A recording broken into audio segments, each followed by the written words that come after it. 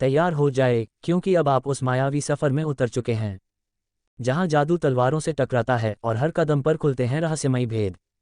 यहाँ हर योद्धा सिर्फ ताकतवर नहीं बल्कि नियति का दावेदार है या उसका शिकार। स्वागत है एसी नॉवल वर्ल्ड में, जहां जादू और शक्ति की धाराएं टकराकर गढ़ती हैं किस्मत, और हर दुनिया अपने साथ लाती है नई जंग, नया खतरा और अमर योद्धाओं की दास्तान। यादव साम्राज्य के सम्राट दुष्यंत इस साम्राज्य की जीवन रेखा थे, उनका मरना असंभव था।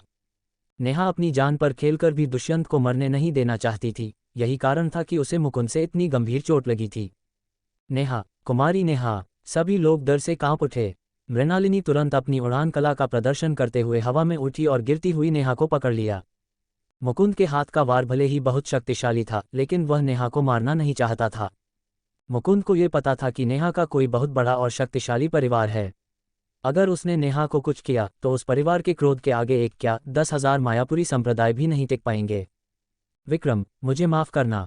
नेहा तुम्हें बचा नहीं पाई, नेहा ने दुख से कांपते हुए कहा, उसकी आंखों से आंसू बहने लगे। दुष्यंत को बंधक बनाकर मुकुंद ने नेहा को लाचार कर दिया था। मुकुंद, तुम एक बेशर्म धूर्त हो। नेहा को गंभीर रूप से घायल देख दुष्यंत क्रोध से भर गए, उनकी आंखों में खून उतर आया और वह चिल्लाए, बेशर्म धूर्त। मुकुंद ने तिरस्कार से कहा, तुम दुष्यंत जो एक धर्मी सज्जन हो, बहुत जल्द मरने वाले हो। धूम पुफ।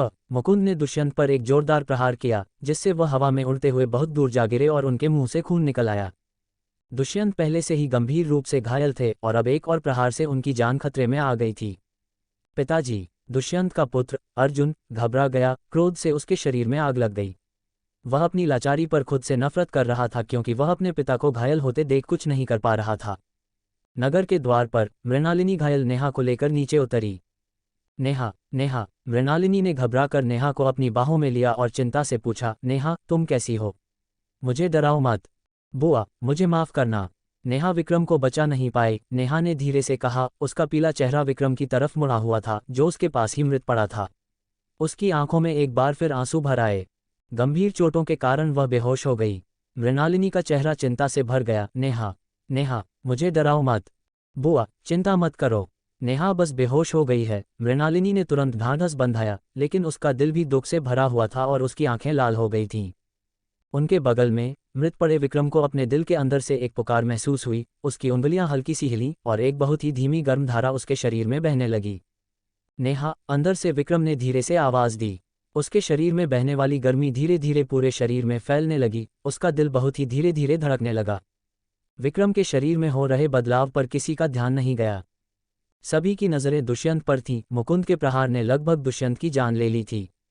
भाग्यवश यक्ष ने दुष्यंत को एक अमृत दिया और उनकी चिकित्सा के लिए अपनी शक्ति दी, जिससे उनकी जान बच गई। उनमें से सबसे शक्तिशाली लोग पहले ही गंभीर रूप से घायल थे, बाकी लोगों का मुकुंद के सामने कोई मौका नहीं था।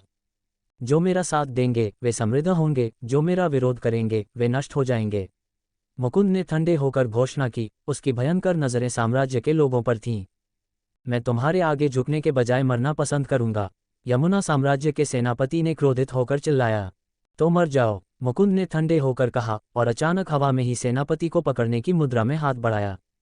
धूम। एक अदृश्य और भयानक शक्ति ने यमुना साम्राज्य के सेनापति को रक्त की बूंदों के बादल में बदल दिया। सेनापति, यमुना साम्राज्य के सैनिक डर से स्तब्ध थे, फिर से भय और निराशा में गिर गए। और कौन? मुकुंद ने ठंडे होकर पूछा। उसकी भयानक उपस्थिति ने पूरे क्षेत्र को डरा दिया था। वहां गहरी खामोशी छा गई, कोई भी बोलने की हिम्मत नहीं कर रहा था। मुकुंद के तरीके बहुत क्रूर थे, जो नहीं झुकेगा वह मर जाएगा। मुकुंद, भले ही तुम सभी को जबरदस्ती झुका दो, वह केवल दिखावा ही होगा, उसका कोई मतलब नहीं है, देव ने धीरे से कहा। ये सुनकर मुकुंद ने तिरस्कार से कहा, इसकी चिंता तुम्हें करने की जरूरत नहीं है। जब तक वे झुकते हैं, इस गुरु को ईमानदारी की कोई परवाह नहीं है। सिर्फ तुम ही नहीं, मैं भी वासुदेव साम्राज्य और मकरंद साम्राज्य को अपने अधीन करना चाहता हूँ। उसके बाद देवभूमि मेरे मायापुरी संप्रदाय की होगी। बूढ़े आदमी, तुम्हें लगता है कि तुम जो कहते हो वह तुम्हारा हो जाता है? क्या तुम्हें शर्म नहीं आती? आकाश अचानक चिल्लाया, फिर रुका और हंसते हुए बोला, नहीं नहीं नहीं, मेरी गलती, मुझे माफ करना, तुम्हें तो शर्म बिल्कुल नहीं आती। मुकुंद के माथे पर हल्की सी शिकन पड़ी, उसकी बर्फीली नज़रें आकाश की तरफ मुड़ी, मानो वह एक मृत व्यक्ति को देख रहा हो। मुझे उस तरह की मौत की नज़र मत दो। आकाश ने सिर हिलाया और कहा, जो मैंने कहा वह सच है, यहाँ बहुत से गवाह हैं। तुम अक्खड़ लड़के, लगता है तुम जीने से थक गए हो। मुकुंद ने ठंडे होकर कहा, उसकी भयानक जान लेने की इच्छा फैल रही थी। नहीं, नहीं, नहीं, मैं अभी तक नहीं जिया हूं, तुम मुझे कुछ और साल क्यों नहीं जीने देते? आकाश ने ठंडी मुस्कान के साथ पलटवार किया, मुझे लगता है कि तुम डरते हो। मेरी प्रतिभा के साथ मैं 1 साल के भीतर तुम्हें पार कर जाऊंगा। तुम डरते हो कि जब तुम बहुत बूढ़े हो जाओगे तो तुम मेरे सामने शक्तिहीन हो जाओगे। मुकुंद का बूढ़ा चेहरा गुस्से से कांप उठा, इतना क्रोधित हुआ कि उसके फेफड़े लगभग फट गए। बुझ बुझ मुकुंद के शरीर के भीतर से भयानक शक्ति फूटी, जिससे हवा हिलने लगी। ऐसे नीच, बेशर्म बूढ़े कमीने, और फिर भी तुम खुद को मायापुरी संप्रदाय का गुरु कहते हो, तुम में एक गुरु की गरिमा बिल्कुल नहीं है। आकाश ने बिना दया के ताना मारा, उसकी नज़रें मायापुरी संप्रदाय के शिष्यों की तरफ मुड़ी। आकाश ने आगे कहा, क्या तुम सब अंधे हो गए हो? इस बूढ़े कमीने का पीछा करते हुए तुम्हें शर्म नहीं आती? क्या तुम्हारी ज़मीर कुत्तों ने खा ली है? मुकुंद का चेहरा और भी गंभीर और भयानक हो गया, क्योंकि उसका शरीर क्रोध से कांप रहा था। अरे लड़के, क्या तुम बोल चुके? भीम ने ठंडे होकर पूछा, उसकी भयानक शक्ति पहले ही फूट चुकी थी, किसी भी क्षण हमला करने के लिए तैयार थी। अभी नहीं, बूढ़े कमीने, इतनी जल्दी क्या है? आकाश ने भीम को बिना किसी रोक टोक के गाली दी। भीम की आंखें थोड़ी सी छोटी हो गईं, उसकी आंखों में एक क्रूर जान लेने की इच्छा चमक उठी, और फिर वह आगे बढ़ा। झप, धूम। देव, जो हवा में लटका हुआ था, अचानक अपना हाथ हिलाया, जिससे एक भयंकर शक्ति निकली। अपनी गंभीर चोटों के बावजूद उस शक्तिशाली बल ने भीम को पीछे धकेल दिया और जमीन पर एक बड़ा गड्ढा बना दिया।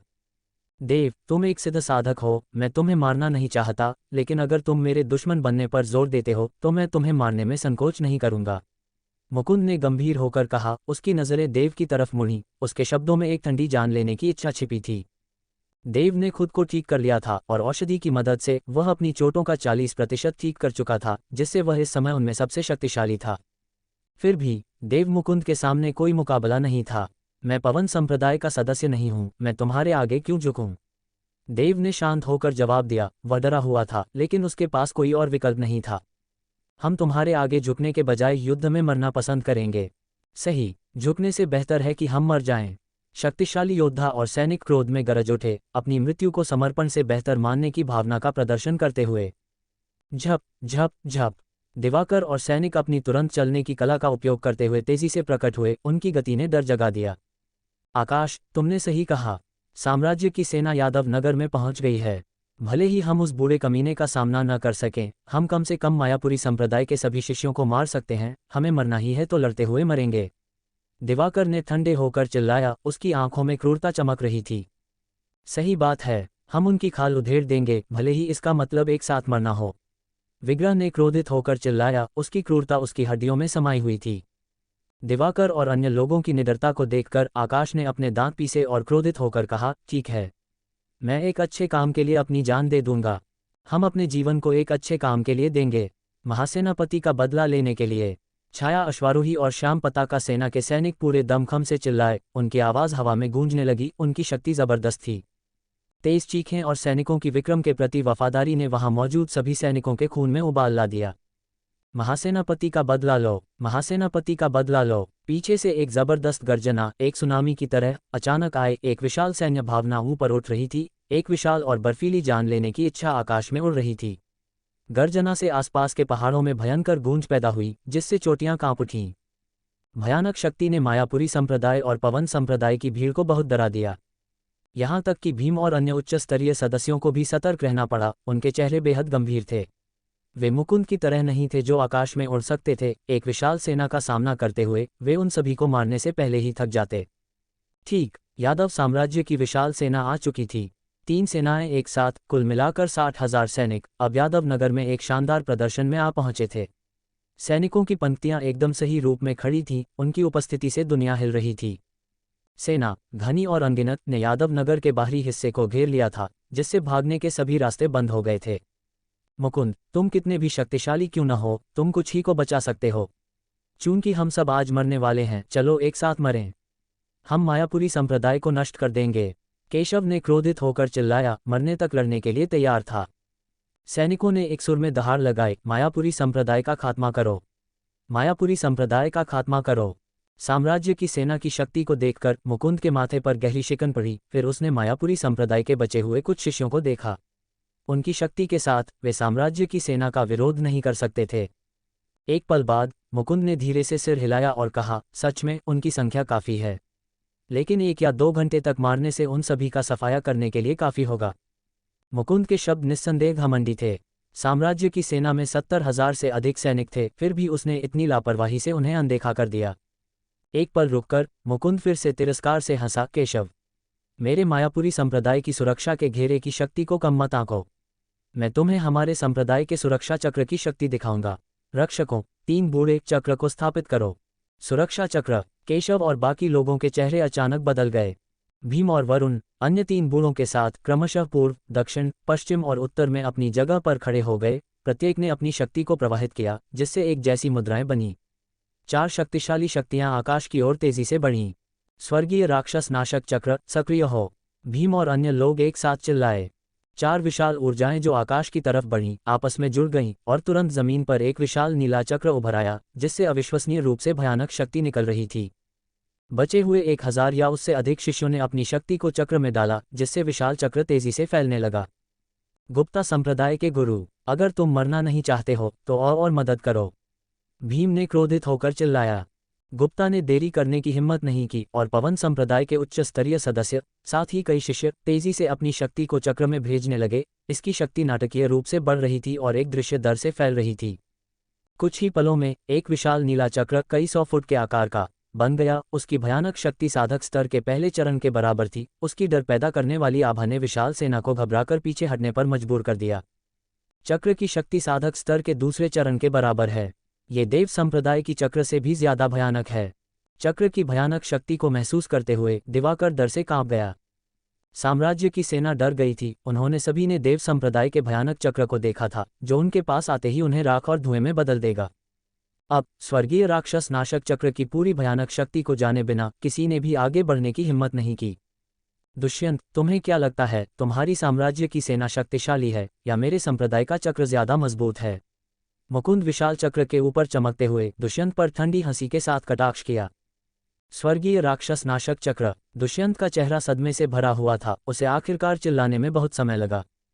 स्वर्गीय राक्षस नाशक चक्र। केशव एक पल के लिए चौंक गया, फिर सदमे में कहा, क्या वह चक्र नहीं है जो वर्षों पहले देवभूमि में रहस्यमय तरीके से गायब हो गया था? अत्याचारी, ये तुम थे, तुम बूढ़े कमीने, जिसने चुपके से चक्र की पुस्तक चुरा ली थी। खांसी खांसी, दुष्यंत ने अपने दांत पीसते हुए कहा, 2 बार हिंसक रूप से खांसते हुए और बहुत उत्तेजित होने के कारण खून उगलते हुए। चोरी। देव और कई अन्य शक्तिशाली प्राणी दुष्यंत को देखकर आश्चर्यचकित थे, जो स्वर्गीय राक्षस नाशक चक्र की घटना से अनजान थे। पिताजी, यहाँ क्या हो रहा है? अर्जुन ने उत्सुकता से पूछा। उसने दुष्यंत को पहले कभी इसका उल्लेख करते नहीं सुना था। वर्षों पहले 4 महान साम्राज्यों ने देवभूमि पर लड़ाई की, जिससे अराजकता फैल गई। महासेनापति अपनी सेना के साथ देवभूमि से पीछे हटते समय एक गुफा में एक चक्र की पुस्तक पर ठोकर खाई, जो वास्तव में स्वर्गीय राक्षस नाशक चक्र थी। उस समय हमें एक 6ठी स्तर के भयंकर जानवर से सामना हुआ, जिसकी शक्ति बहुत ज्यादा थी। हमारे पास कोई और विकल्प नहीं था, हमें देवभूमि से तेजी से पीछे हटना पड़ा। जानवर ने हमारा भयंकर पीछा किया, जिससे सैनिकों में भारी नुकसान हुआ। हालांकि जब जानवर चला गया तो चक्र की पुस्तक बिना किसी निशान के गायब हो गई और अब पता चला कि इस बूढ़े कमीने ने उसे चुरा लिया। दुष्यंत जैसे जैसे बोलते गए, उनका गुस्सा और बढ़ता गया। इसमें कोई संदेह नहीं है, वह चक्र की पुस्तक स्वर्गीय राक्षस नाशक चक्र थी। केशव ने क्रोधित होकर कहा, अगर तुमने उसे लेने की हिम्मत नहीं की तो मेरे संप्रदाय को उसे लेना पड़ा। देवभूमि की यात्रा के बाद मेरे संप्रदाय को बहुत सारे खजाने मिले। मुकुंद ने एक ठंडी हंसी के साथ कहा, आरोप से इनकार नहीं किया। जैसे ही उसने बात की, मुकुंद ने चक्र में भयानक शक्ति भरी, जिससे विशाल चक्र हिंसक रूप से नीली रोशनी से चमकने लगा, जोर से कांपने लगा और कुछ समय बाद एक और भी भयानक आभा बाहर निकली। उसी समय जैसे मुकुंद ने अपनी शक्ति को चक्र में डाला, चक्र एक बार फिर फैल गया। जो भयानक शक्ति फैली वह पहले ही साधक स्तर के दूसरे चरण तक पहुंच गई थी। ऐसा भयानक चक्र देव संप्रदाय के मुकाबले कहीं ज्यादा भयानक था। आओ, मेरे संप्रदाय को साम्राज्य की सेना की महान शक्ति देखने दो, मुकुंद ने एक मजाक भरे और ठंडे कटाक्ष में कहा। वह बेहद घमंडी लग रहा था। सेनापति, हमें क्या करना चाहिए? विग्रह ने माथे पर शिकन डालते हुए पूछा, क्योंकि कोई भी इतने भयानक चक्र को तोड़ नहीं सकता था। केशव का चेहरा क्रूरता से मुड़ा हुआ था। वह भी नहीं जानता था कि क्या करना है। विक्रम, जो चक्रों के बारे में जानता था, मर चुका था और बाकी लोगों में चक्र को तोड़ने की शक्ति नहीं थी। चक्र के माध्यम से जबरदस्ती रास्ता बनाना तो और भी असंभव था। यमुना साम्राज्य की सेना, जब उम्मीद की किरण जगी थी, एक बार फिर टूट गई। बिल्कुल कोई समाधान नहीं था। मुकुंद की शक्ति भयानक थी और स्वर्गीय राक्षस नाशक चक्र भयानक था। कोई भी उनका मुकाबला नहीं था। वह जगह शांत हो गई, पूरी तरह से स्थिर, केवल भारी और डरावनी हवा बची थी। किसी को भी बोलते न देखकर मुकुंद ने एक ठंडी हंसी के साथ कहा, क्या बात है? इतना विशाल साम्राज्य और कोई भी चक्र को तोड़ना नहीं जानता? अगर नहीं, तो मेरा संप्रदाय शिष्टाचार नहीं दिखाएगा। जैसे ही उसने बात की, मुकुंद की आवाज़ बेहद भारी हो गई। एक भयंकर जान लेने की इच्छा बाहर फैल रही थी। बुझ बुझ। चक्र की शक्ति अचानक फूट पड़ी और जमीन हिंसक रूप से कांप उठी। अनगिनत दरारें पागलपन से फूट रही थीं और चक्र के किनारे से फैल रही थीं। सब लोग सावधान, जल्दी से पीछे हटो, केशव ने जोर से चिल्लाया। वह बेहद गंभीर लग रहा था। सेना डर में पीछे हट गई। वे बस चक्र से निकलने वाली शक्ति को झेल नहीं सकते थे। झप झप झप। बुझ बुझ। विशाल चक्र से नीली रोशनी चमक रही थी। जैसे मुकुंद ने धीरे धीरे अपने हाथ उठाए, विशाल चक्र ने अचानक भयानक ऊर्जा की एक बड़ी लहर बाहर निकाली, जो सभी दिशाओं में तेजी से जा रही थी, जिससे जमीन हिंसक रूप से कांप रही थी और गिर रही थी। भयानक ऊर्जा के विशाल फैलाव को देखकर सैनिक डर में भाग गए और उस जगह पर भारी अराजकता फैल गई। जल्दी रास्ते से हट जाओ, दिवाकर ने जोर से चिल्लाया। छाया अश्वारोही और श्याम पताका सेना के सैनिक साम्राज्य के उच्च अधिकारियों के साथ सभी हवा में ऊंचे उड़ गए। धूम धूम धूम। भयानक ऊर्जा ने पागलपन से हमला किया और साम्राज्य की सेना को भारी नुकसान हुआ। विस्फोटों, कंपन और चीखों की आवाजें एक साथ मिल गईं, जिससे मृत्यु का संगीत बज उठा। स्थिति बेहद दुखद थी। हर जगह लाशें थीं, जो देखने में बहुत दुखद था। इतने सारे सैनिकों के मारे जाने को देखकर दुष्यंत और साम्राज्य के अन्य वरिष्ठ सदस्यों के साथ साथ देव और अन्य शक्तिशाली साधक भी क्रोध से अपने दांत पीसने लगे। उनकी मरने तक लड़ने की इच्छा थी। मुकुंद का निर्दयी नरसंहार बेहद क्रूर था। उसने मानवता का हर अंश खो दिया था। अत्याचारी दिवाकर और विग्रह सैनिकों के साथ अत्यधिक क्रोध से भर गए। उन्होंने अपनी मुट्ठियां कसकर भींच लीं, लेकिन वे असहाय थे। वे केवल कई सैनिकों को दुखद रूप से मरते हुए देख सकते थे। जानवरों से भी बदतर, मृणालिनी ने डरे हुए और क्रोधित होकर कहा, सम्राट, चलो उनसे लड़ते हैं। अगर हम ऐसा ही करते रहे तो हमारे साम्राज्य के सभी सैनिक मर जाएंगे। विग्रह इसे और बर्दाश्त नहीं कर सका। यक्ष ने अपना सिर हिलाया और कहा, चक्र की शक्ति बहुत भयानक है। हमारे पास चक्र को तोड़ने की कोई शक्ति नहीं है। जबरदस्ती रास्ता बनाने से केवल निश्चित मृत्यु होगी। क्या हम बस अपने सैनिकों को मारे जाते हुए देखेंगे? अरुण ने क्रोधित होकर कहा। उसका चेहरा एक जंगली जानवर की तरह क्रूर था। निराशा, पूरी तरह से निराशा। धूम धूम धूम। बुझ बुझ। भयानक शक्ति की लहरें एक के बाद एक बाहर निकलती रहीं। धरती पर पागलपन से हमला हुआ और अनगिनत सैनिक अपनी दुखद मौत को मिले। 1 मिनट से भी कम समय में पहले ही दसियों हजार सैनिक मारे जा चुके थे। विनाशकारी शक्ति बेहद भयानक थी। मुकुंद, तुरंत रुको, दुष्यंत ने गुस्से में दहाड़ लगाए। क्या तुम्हारा दिल दुख रहा है? अब अगर तुम मेरे आगे झुकना भी चाहते हो तो बहुत देर हो चुकी है। मैंने तुम्हारे यादव साम्राज्य को पूरी तरह से खत्म करने का फैसला कर लिया है। हाँ, इसका आनंद लो। मुकुंद ने तिरस्कार से हंसा। उसकी हंसी अंत तक और जंगली और घमंडी हो गई।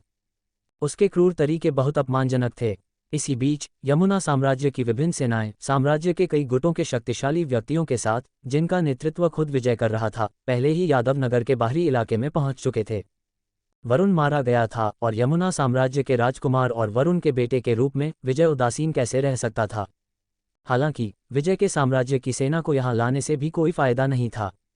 ऐसे भयानक चक्र के खिलाफ चाहे कितने भी सैनिक आएं, वे मरने के लिए ही थे। सम्राट का बदला लो, यमुना साम्राज्य की सेना ने एक सुर में चिल्लाया। उनकी आवाजें आकाश में गूंज रही थीं। राजकुमार विजय, क्या तुम भी मरने के लिए आए हो? मुकुंद ने एक ठंडी हंसी के साथ पूछा। उसकी बर्फीली नजरें नीचे विजय पर थीं। दोनों देशों के बीच युद्ध लुटेरों के कारण शुरू हुआ था। सम्राट दुष्यंत, चलो युद्ध रोकते हैं। विजय दुष्यंत की तरफ मुड़ा और कहा, वरुण मर चुका है। हमारे दोनों देशों के बीच युद्ध पहले ही बंद हो चुका है। हमारा एक सामान्य दुश्मन है। दुष्यंत ने एक भारी आवाज में कहा। वरुण की मृत्यु के साथ दोनों देशों के बीच महान युद्ध भी समाप्त हो चुका था। तो आओ और एक साथ अपनी मौत का सामना करो, मुकुंद ने एक भयंकर ठंडी मुस्कान के साथ कहा। धूम धूम धूम। भयानक चक्र ने अपना पागलपन से हमला जारी रखा। दोनों देशों के सैनिकों में भारी नुकसान हुआ और यहां तक कि शक्तिशाली साधकों को भी मौत से बचने के लिए संघर्ष करना पड़ा, क्योंकि मृतकों की संख्या भयानक गति से बढ़ रही थी।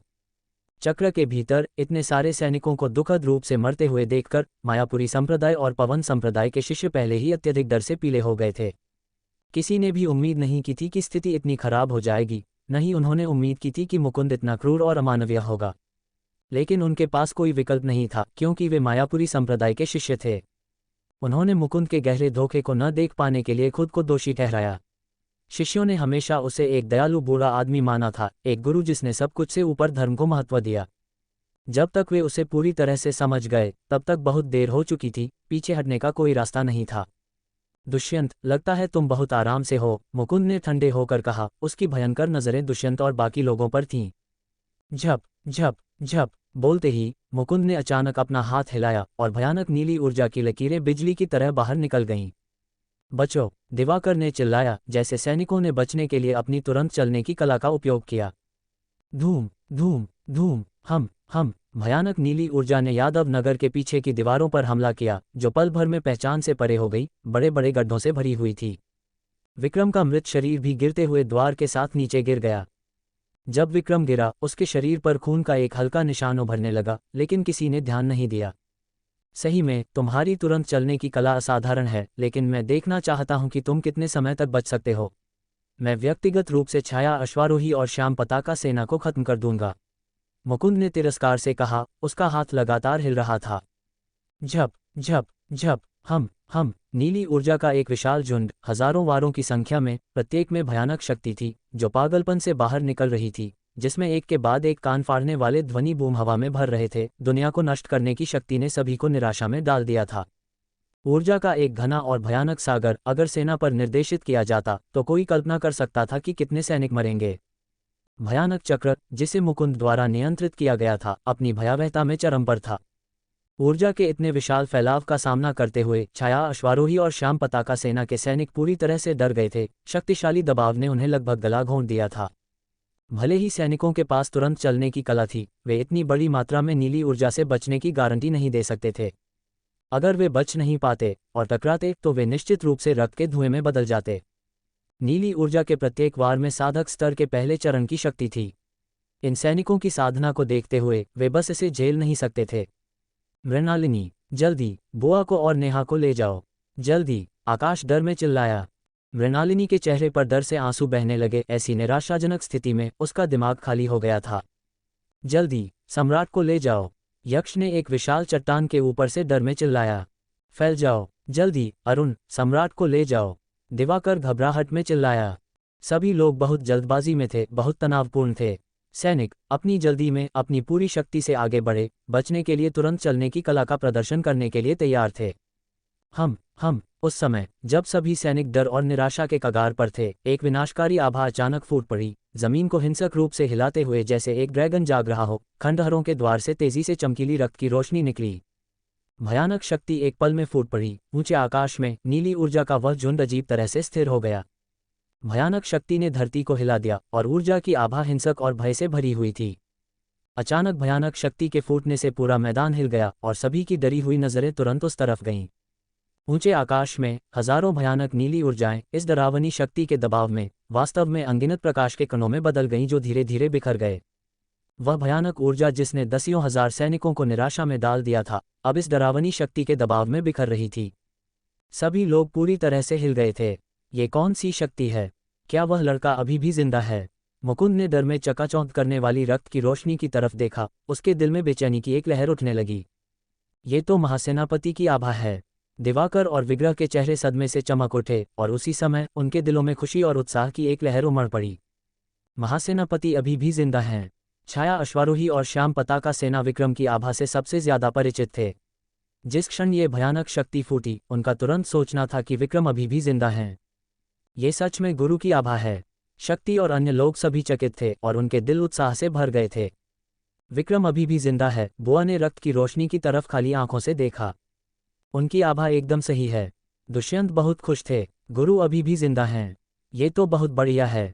यक्ष और भीष्म इतने भावुक थे कि उनकी आंखों में आंसू आने वाले थे। देव ने डर में कहा, वह अभी भी जिंदा है, और यह शक्ति तो और भी भयानक है। महासेनापति अभी भी जिंदा हैं। महासेनापति अभी भी जिंदा हैं। यादव साम्राज्य के सैनिक उत्साह से चिल्लाए, एक बार फिर उम्मीद देखकर, और वह बहुत मजबूत थी। डर और निराशा की स्थिति में इस आभा को महसूस करना, विक्रम की भयानक शक्ति को महसूस करना, एक पागलपन भरी खुशी थी और सैनिक खुशी से रो पड़े। इस क्षण सैनिकों की भावनाएं अवर्णनीय थीं। विक्रम वापस जिंदा हो गए थे। विक्रम भैया, नेहा, जो बेहोश थी, अपनी चोटों से ठीक हो रही थी और उठना शुरू कर दिया था।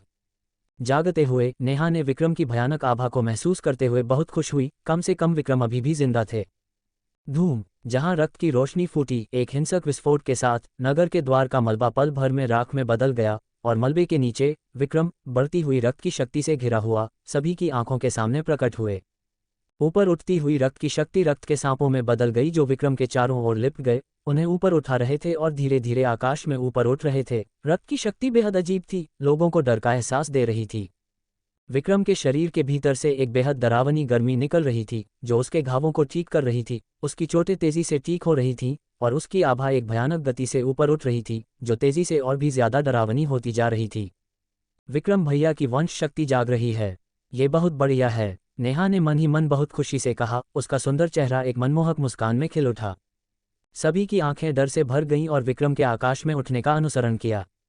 विक्रम की आभा स्पष्ट रूप से गायब हो गई थी, जीवन के किसी भी संकेत से रहित। लेकिन वह अभी भी जिंदा क्यों है? और इस भयानक शक्ति का क्या? मुकुंद ने भ्रम में माथे पर शिकन डाली। वह समझ नहीं पा रहा था। वह जितना ज्यादा नहीं समझ पा रहा था, मुकुंद की बेचैनी उतनी ही ज्यादा बढ़ रही थी। जब उसकी आंखें भयंकर रूप से चमकती हुई, मुकुंद ने अपना हाथ हिलाया और एक और भी ज्यादा भयानक चक्र की ऊर्जा बाहर निकली, हवा को अविश्वसनीय गति से हिलाते हुए, और एक पल में पहुंच गई। धूम। इससे पहले कि कोई प्रतिक्रिया कर पाता, भयानक शक्ति ने विक्रम पर हमला कर दिया था। एक गगनभेदी विस्फोट हुआ और विक्रम के शरीर की सतह पानी की लहरों की तरह हिलने लगी। तुरंत डरावनी शक्ति को सोख लिया, यहां तक कि ऊर्जा का एक अंश भी बाहर नहीं फैला।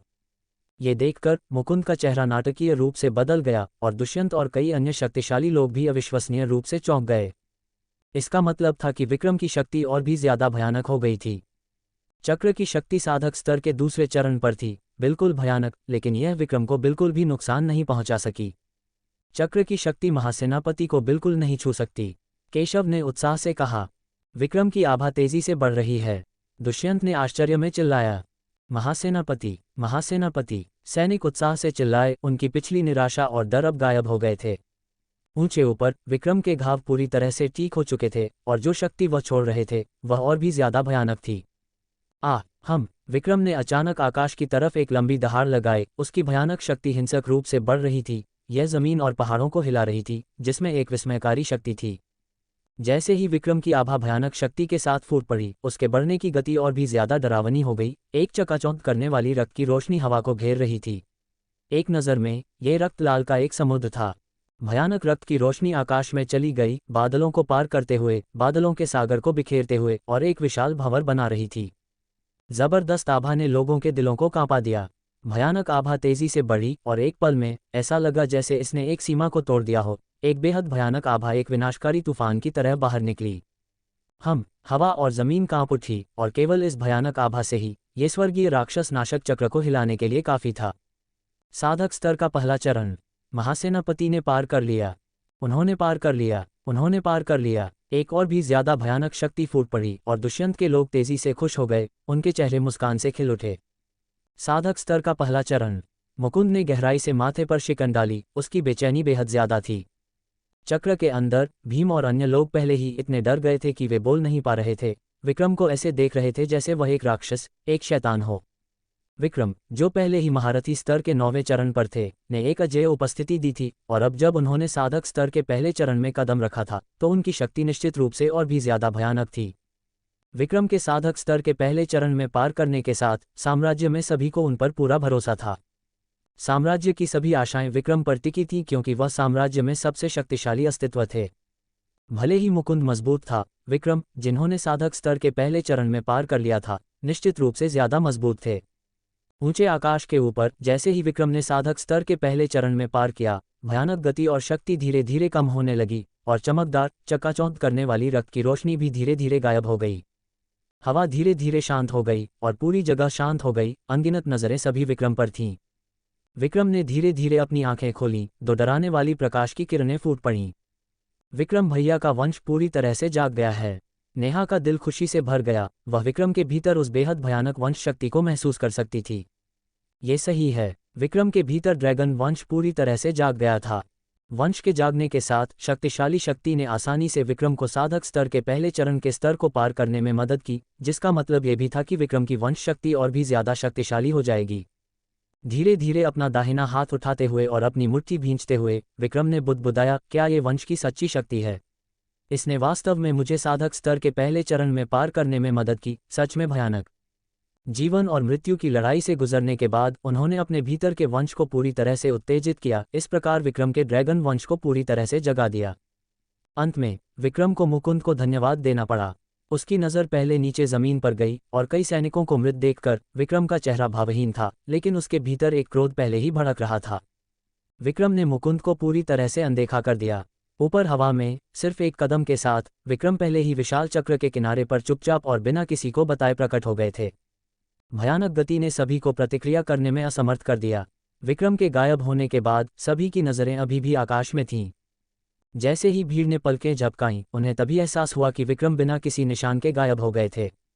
विक्रम चक्र के अंदर भीम और अन्य लोग डर से मारे गए, पूरे शरीर में कांप रहे थे। आवाज सुनकर सभी के चेहरे नाटकीय रूप से बदल गए। सभी अविश्वास के साथ चक्र की तरफ देख रहे थे। बहुत तेज, बिल्कुल ध्यान देने योग्य नहीं, दुष्यंत ने अत्यधिक डर में कहा। उसकी आंखें लगभग बाहर निकल आईं। देव और कई अन्य शक्तिशाली लोग, दिवाकर और विशिष्ट सैनिकों के साथ सभी चौंक गए और निस्तब्ध रह गए। चक्र के ऊपर मुकुंद भी उतना ही अवाक था, यहां तक कि वह भी पता नहीं लगा पाया था कि विक्रम कब चक्र के किनारे पर प्रकट हुए थे। भयानक गति ने मुकुंद को अविश्वसनीय रूप से सतर्क महसूस कराया। इस क्षण सबसे ज्यादा डरे हुए गुप्ता और उनके समूह के लोग थे। विक्रम के पुनरुत्थान ने उन्हें इतना डरा दिया था कि उनकी आत्माएं लगभग बिखर गईं। विक्रम ने धीरे धीरे अपना हाथ उठाया, उसे चक्र पर दबाया और चक्र की शक्तिशाली शक्ति उसे पूरी तरह से रोक नहीं पाए। धूम, बुज बुज, पुफ पुफ पुफ। विक्रम ने बस अपने हाथ से प्रहार किया और एक गूंजती हुई आवाज के साथ विशाल चक्र हिंसक रूप से कांप उठा। मुकुंद का चेहरा नाटकीय रूप से बदल गया। चक्र का समर्थन करने वाले सभी लोगों ने खून उगल दिया और कमजोर शिष्य उसी समय डर से मर गए। क्रेक अगले ही पल अनगिनत लोगों की डरी हुई और पूरी तरह से सदमे भरी निगाहों के तहत विशाल और भयानक चक्र पूरी तरह से गिर गया। वह डरावना चक्र जिसने उन्हें निराशा में डाल दिया था और कई सैनिकों को मार दिया था, विक्रम के सामने इतनी आसानी से टूट गया। विक्रम की साधारण हथेली में क्या भयानक शक्ति छिपी थी। स्वर्गीय राक्षस नाशक चक्र के टूटने के साथ भीम और अन्य लोग गंभीर रूप से घायल हो गए। उनकी मौत निश्चित थी। मुकुंद उन्हें बस बचा नहीं सकता था। क्या वह विक्रम को हरा सकता था? यह अभी भी एक अज्ञात बात थी। केवल भीम और अन्य लोगों की शक्ति के साथ वे दो महान साम्राज्यों के दसियों हजार सैनिकों के खिलाफ कैसे खड़े हो सकते थे? क्या ये वास्तव में साधक स्तर के पहले चरण की शक्ति है? सभी शक्तिशाली लोग असीम डर से पीले थे, लेकिन निराशा से नहीं। साधक स्तर के पहले चरण में पार करने के बाद विक्रम की शक्ति कितनी भयानक थी, कोई नहीं जानता था। जैसे ही विशाल और भयानक चक्र गिर गया, गुप्ता और पवन संप्रदाय के उच्च स्तरीय सदस्य निराशा में घुटनों के बल बैठ गए, डरे हुए और हताश, अब दया की भीख मांगने की हिम्मत नहीं कर रहे थे। गुप्ता, तुम्हारी मुझे धोखा देने की हिम्मत कैसे हुई? विक्रम धीरे धीरे एक एक कदम चलकर आगे बढ़े, उनका चेहरा भावहीन था। महासेनापति, हम कमजोर हैं, मायापुरी संप्रदाय की शक्ति भयानक है, बिना समर्पण के हमारी जान खतरे में पड़ जाती। गुप्ता ने डर में बात की। क्या सैनिकों की शक्ति तुम्हारी तुलना में ज्यादा नहीं है? क्या उन्होंने समर्पण किया है? विक्रम ने ठंडे होकर पूछा, अपना दाहिना हाथ फैलाया और हवा में पकड़ लिया, तुरंत गुप्ता को आकाश में खींच लिया। महासेनापति, दया करें। गुप्ता ने हताश होकर भीख मांगी। वह तुलनीय भयानक शक्ति का बिल्कुल विरोध नहीं कर सकता था। धूम, विक्रम के भींचने वाले हाथ के एक दबाने के साथ एक गूंजती हुई आवाज फूटी और गुप्ता, जिसे आकाश में खींच लिया गया था, सभी की डरी हुई नज़र में रक्त के धुएं के बादल में फट गया, राख में बदल गया। मायापुरी संप्रदाय और पवन संप्रदाय के सभी लोगों की तरफ एक दुर्भावनापूर्ण नज़र के साथ विक्रम का हाथ भीम और अन्य लोगों की तरफ बढ़ा। उनकी आवाज़ बर्फ की तरह ठंडी थी, तुम सबको भी मरना होगा। विक्रम की हथेली भीम और अन्य लोगों की तरफ थी, जो इतने डर गए थे कि वे अनजाने में पीछे हट गए। झप, मुकुंद अचानक नीचे आया और क्रोध से चिल्लाया, ये संप्रदाय तुम्हें ऐसा कैसे करने दे सकता है? झप झप झप। इससे पहले कि मुकुंद अपनी बात पूरी कर पाता, उसके चेहरे का भाव नाटकीय रूप से बदल गया, क्योंकि उसके पीछे से मौत की आवाज़ों की एक बौछार आई। एक पल में भीम सहित मायापुरी संप्रदाय के सभी उच्च स्तरीय सदस्य बुरी तरह से मारे गए और विक्रम का शरीर अब मुकुंद के पीछे था। उसकी भयानक गति मुकुंद की कल्पना से परे थी और उसे रोकने का कोई मौका नहीं दिया। घमंडी, मुकुंद ने तब जाकर अपना अधूरा वाक्य पूरा किया। लेकिन बहुत देर हो चुकी थी। मायापुरी संप्रदाय के बाकी लोगों को विक्रम ने पल भर में मार डाला था, और यहाँ तक कि पवन संप्रदाय के उच्च स्तरीय सदस्य और शिष्य भी पलक झपकते ही मारे गए थे। उन शिष्यों के अलावा जो चक्र के टूटने से मारे गए थे, दोनों संप्रदायों के कम से कम 500 से 600 लोग बचे थे, जो सभी पल भर में मारे गए। विक्रम की गति कितनी भयानक थी! पूरी जगह पर सन्नाटा छा गया था, हर कोई अवाक रह गया था। विक्रम, जो अभी अभी साधक स्तर के पहले चरण में प्रवेश कर चुके थे, ने सभी को एक अद्वितीय शक्तिशाली व्यक्ति का एहसास दिलाया। मुकुंद, जो साधक स्तर के तीसरे चरण पर थे, अब सदमे की स्थिति में थे, उनका चेहरा ढीला पड़ गया था। साधक स्तर के तीसरे चरण की गति बिल्कुल भयानक थी, फिर भी मुकुंद, जिसके पास इतनी शक्तिशाली गति थी, वास्तव में विक्रम से कमतर था, जो अभी अभी साधक स्तर के पहले चरण में पार कर गए थे। साधक स्तर के पहले चरण में पार करने के बाद विक्रम में जबरदस्त बदलाव आए थे। शारीरिक शक्ति, गति और अन्य पहलुओं में नाटकीय वृद्धि हुई थी, जिससे वे अपनी मर्जी से कहीं भी जा सकते थे। इतने सारे लोगों का एक ही पल में नरसंहार उनकी शक्तिशाली तुरंत गति के कारण था। अगर यह सिर्फ विक्रम की व्यक्तिगत गति पर निर्भर करता, तो सैकड़ों को तुरंत मारना उनके लिए भी असंभव होता। मुकुंद, सिर्फ तुम बचे हो। विक्रम की ठंडी आवाज गूंजी। मुकुंद बेकाबू होकर कांप उठा, जैसे वह एक बर्फ के तहखाने में गिर गया हो। शब्दों के गिरते ही विक्रम का शरीर एक पल में मुकुंद के सामने प्रकट हुआ। उसकी गति इतनी तेज थी कि एक भयंकर बवंडर उठ गया। साधक स्तर के तीसरे चरण के किसी व्यक्ति की शक्ति काफी शक्तिशाली होनी चाहिए, है ना? विक्रम ने ठंडे होकर कहा। उसके होंठ एक भयानक मुस्कान में मुड़ गए, जो लगभग शैतानी आकर्षण बिखेर रहा था। विक्रम के घमंडी व्यवहार को देखकर मुकुंद का बूढ़ा चेहरा काला पड़ गया, उसकी चेहरे की मांसपेशियां फड़कने लगीं। हम मुकुंद के अंदर से एक बेहद भयानक शक्ति फूटी, जमीन फट गई और गिर गई, और ऊर्जा की हिंसक लहरें बाहर निकलीं। साधक स्तर के तीसरे चरण की शक्ति को पूरी तरह से बाहर निकालते हुए धरती और पहाड़ों को हिला दिया। विक्रम ने एक ही हथेली से स्वर्गीय राक्षस नाशक चक्र को आसानी से कुचल दिया था, जो उनकी बेहद भयानक शक्ति का प्रमाण था। मुकुंद उन्हें कम आंकने की हिम्मत नहीं कर रहा था। मुकुंद ने अपनी पूरी शक्ति का उपयोग किया, और एक मध्यम श्रेणी की आध्यात्मिक कला की मदद से उसकी लड़ने की शक्ति बिल्कुल शक्तिशाली थी। फिर भी उसकी भयानक शक्ति विक्रम को आधा कदम भी पीछे हटने में नाकाम रही। विक्रम के एक विचार पर 9 मंजिला ब्रह्मांड टावर, जिसे मुकुंद ने कब्जे में ले लिया था, अचानक सुनहरी रोशनी की एक लकीर में बदल गया और विक्रम की तरफ चला गया। 9 मंजिला ब्रह्मांड टावर। मुकुंद के चेहरे का भाव नाटकीय रूप से बदल गया, और उसने उसे हवा में वापस पकड़ने के लिए हाथ बढ़ाया। धूम! जिस क्षण मुकुंद ने अपना हाथ बढ़ाया, एक बेहद भयानक शक्ति ने उसे दूर कर दिया। ये कैसे संभव है? मुकुंद की आंखें सदमे में चौड़ी हो गईं, उसका चेहरा अविश्वास से भरा हुआ था। मुकुंद ने अपनी पूरी शक्ति का उपयोग किया था, फिर भी वह विक्रम की शक्ति के एक ही झोंके को भी नहीं झेल सका। हिसस! ये देखकर दुष्यंत और कई अन्य शक्तिशाली लोगों ने डर में गहरी सांस ली। वे बेकाबू होकर कांप रहे थे और उनके पूरे शरीर पर पसीना छूट रहा था। कोई भी मेरा 9 मंजिला ब्रह्मांड टावर नहीं ले सकता, विक्रम ने बिना किसी डर के कहा। उसकी ठंडी हंसी भयानक थी। तुम्हारी शक्ति में वास्तव में साधक स्तर के तीसरे चरण की महिमा है। बस ये सोच रहा हूं कि अब तुम शक्ति में कैसे हो, अभी पता चल जाएगा। मुकुंद ने क्रोध से चिल्लाया। विक्रम की तरफ एक मुक्का मारा। उसकी मुट्ठी एक सियान रोशनी से चमक रही थी और उसमें एक बेहद भयानक शक्ति थी। धूम! हम कमजोरी दिखाने के लिए अनिच्छुक, विक्रम ने अपना खुद का मुक्का चलाया। दोनों मुट्ठियां एक पल में टकरा गईं। एक बहरा कर देने वाले धमाके के साथ विस्फोट हुआ। भयानक शक्ति सभी दिशाओं में बिना किसी रुकावट के बढ़ गई। जमीन परत दर परत गिर रही थी और फट रही थी। उनका सीधा मुक्का बेहद विनाशकारी था। शक्ति वास्तव में मजबूत है, विक्रम ने एक ठंडी मुस्कान के साथ शांति से कहा, बिना किसी नुकसान के मौके का सामना किया। मुकुंद का पूरा शक्ति वाला हमला विक्रम को आधा कदम भी पीछे नहीं कर सका। धूम धूम धूम! हम मुकुंद क्रोध में गुर्राया और अचानक एक भयंकर हमला शुरू किया। भयंकर लड़ाई ने भयानक शक्ति के तूफानों को उजागर किया, क्योंकि दोनों जमीन से आकाश तक लड़े। उनके विस्फोट दूर दूर तक गूंज रहे थे। महासेनापति का साधक स्तर के पहले चरण में पार करने ने उन्हें बेहद शक्तिशाली शारीरिक शक्ति दी है। ये बूढ़ा मूर्ख वास्तव में खुद को ज्यादा आंक रहा है, किसी ने ठंडे होकर कहा। इस सफलता के बाद विक्रम की गति और शक्ति में एक नाटकीय बदलाव आया, जो मुकुंद से बिल्कुल कम नहीं है। देव ने सिर हिलाया। दुष्यंत ने गर्व से कहा, विक्रम ने निश्चित रूप से अभी तक अपनी पूरी शक्ति का उपयोग नहीं किया है। तुम सब इस लड़के की शक्ति से अनजान नहीं हो। वह साधक स्तर के तीसरे चरण के किसी व्यक्ति को बिल्कुल दबा सकता है। दुष्यंत बहुत निश्चित थे, यह विक्रम की शक्ति की पहचान और पुष्टि थी। दूसरी तरफ विजय ने विक्रम को बहुत ध्यान से देखा। विक्रम से खुद की तुलना किए हुए मुश्किल से आधा साल बीता था, लेकिन अब विक्रम पहले ही साधक स्तर के पहले चरण में कदम रख चुके थे, जबकि विजय अभी भी महारथी स्तर के 8वें चरण पर थे। 4 महान साम्राज्यों के सबसे शक्तिशाली राजकुमार के रूप में प्रशंसित, विजय के पास खुद भी बहुत उच्च साधना की प्रतिभा थी, लेकिन विक्रम के सामने विजय की साधना की प्रतिभा में उसका घमंड व्यर्थ लग रहा था।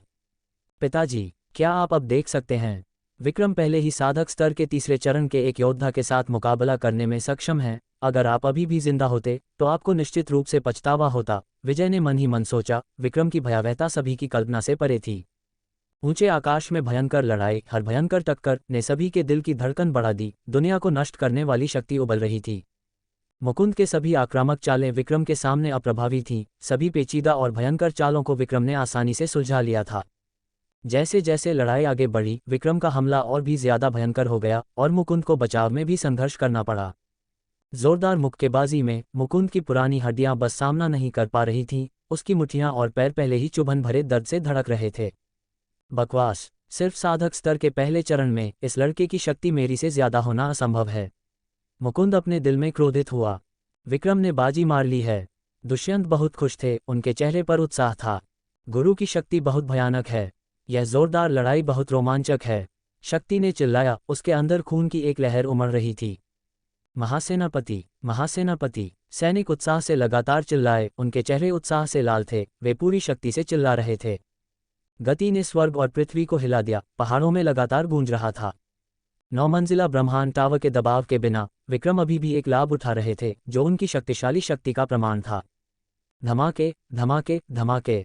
जैसे मुकुंद को बचाव पर मजबूर किया गया, वह हमले को झेलने में तेजी से असमर्थ था। विक्रम और भी ज्यादा निर्दयी हो गए। उनके मुक्के एक के बाद एक मुकुंद पर पड़ रहे थे। हर मुक्के के साथ शक्ति ने मुकुंद को सतर्क कर दिया। ये भयंकर और अत्याचारी थी, विस्फोटक शक्ति से भरी हुई थी। कई मुक्कों के बाद ऐसा लगा जैसे मुकुंद को 10,000 अंकों का नुकसान हुआ हो। आखिरी मुक्के ने मुकुंद को 100 मीटर दूर फेंक दिया। क्या तुम निश्चित हो कि यह साधक स्तर के तीसरे चरण के किसी व्यक्ति की शक्ति है, मुकुंद? विक्रम ने ताना मारा। उसकी ठंडी नजरें मुकुंद की तरफ थीं। मुकुंद के चेहरे पर एक दर्द भरा भाव उभर आया। विक्रम से इस तरह के अपमान ने उसका गुस्सा भड़का दिया। विक्रम ने परम ड्रैगन भगवान तलवार को पकड़ने के लिए हाथ बढ़ाया, जिसने विक्रम की पुकार को महसूस करते ही प्रकाश की एक किरण में बदल गई और ऊपर की तरफ चली गई। विक्रम ने परम ड्रैगन भगवान तलवार को मजबूती से पकड़ा और उसे 100 मीटर दूर मुकुंद की तरफ एक क्षैतिज गति में घुमाया। एक भयानक रक्त लाल तलवार की शक्ति तुरंत दसियों फुट फैल गई और विनाशकारी गति के साथ फट गई। मुकुंद का चेहरा फिर से नाटकीय रूप से बदल गया। उस भयानक तलवार की शक्ति ने उसे एक जोरदार खतरा महसूस कराया। मुकुंद ने जल्दी से बचा लिया। जिस पल वह चला, विशाल और हिंसक रक्त लाल तलवार की शक्ति उसके मूल स्थान से निकल गई। धूम, धूम, धूम! बुझ, बुझ! भयानक तलवार की शक्ति दूर चली गई, एक पर्वत शिखर के ऊपरी आधे हिस्से को नष्ट कर दिया। बहरे करने वाली गर्जनाओं के साथ विस्फोट हुआ। भयानक विनाशकारी शक्ति ने एक बार फिर सभी को हिला दिया। केवल तलवार की शक्ति में ही ऐसी भयानक शक्ति थी। अगर एक तलवार तकनीक का उपयोग किया जाता तो ये कितनी ज्यादा शक्तिशाली होती।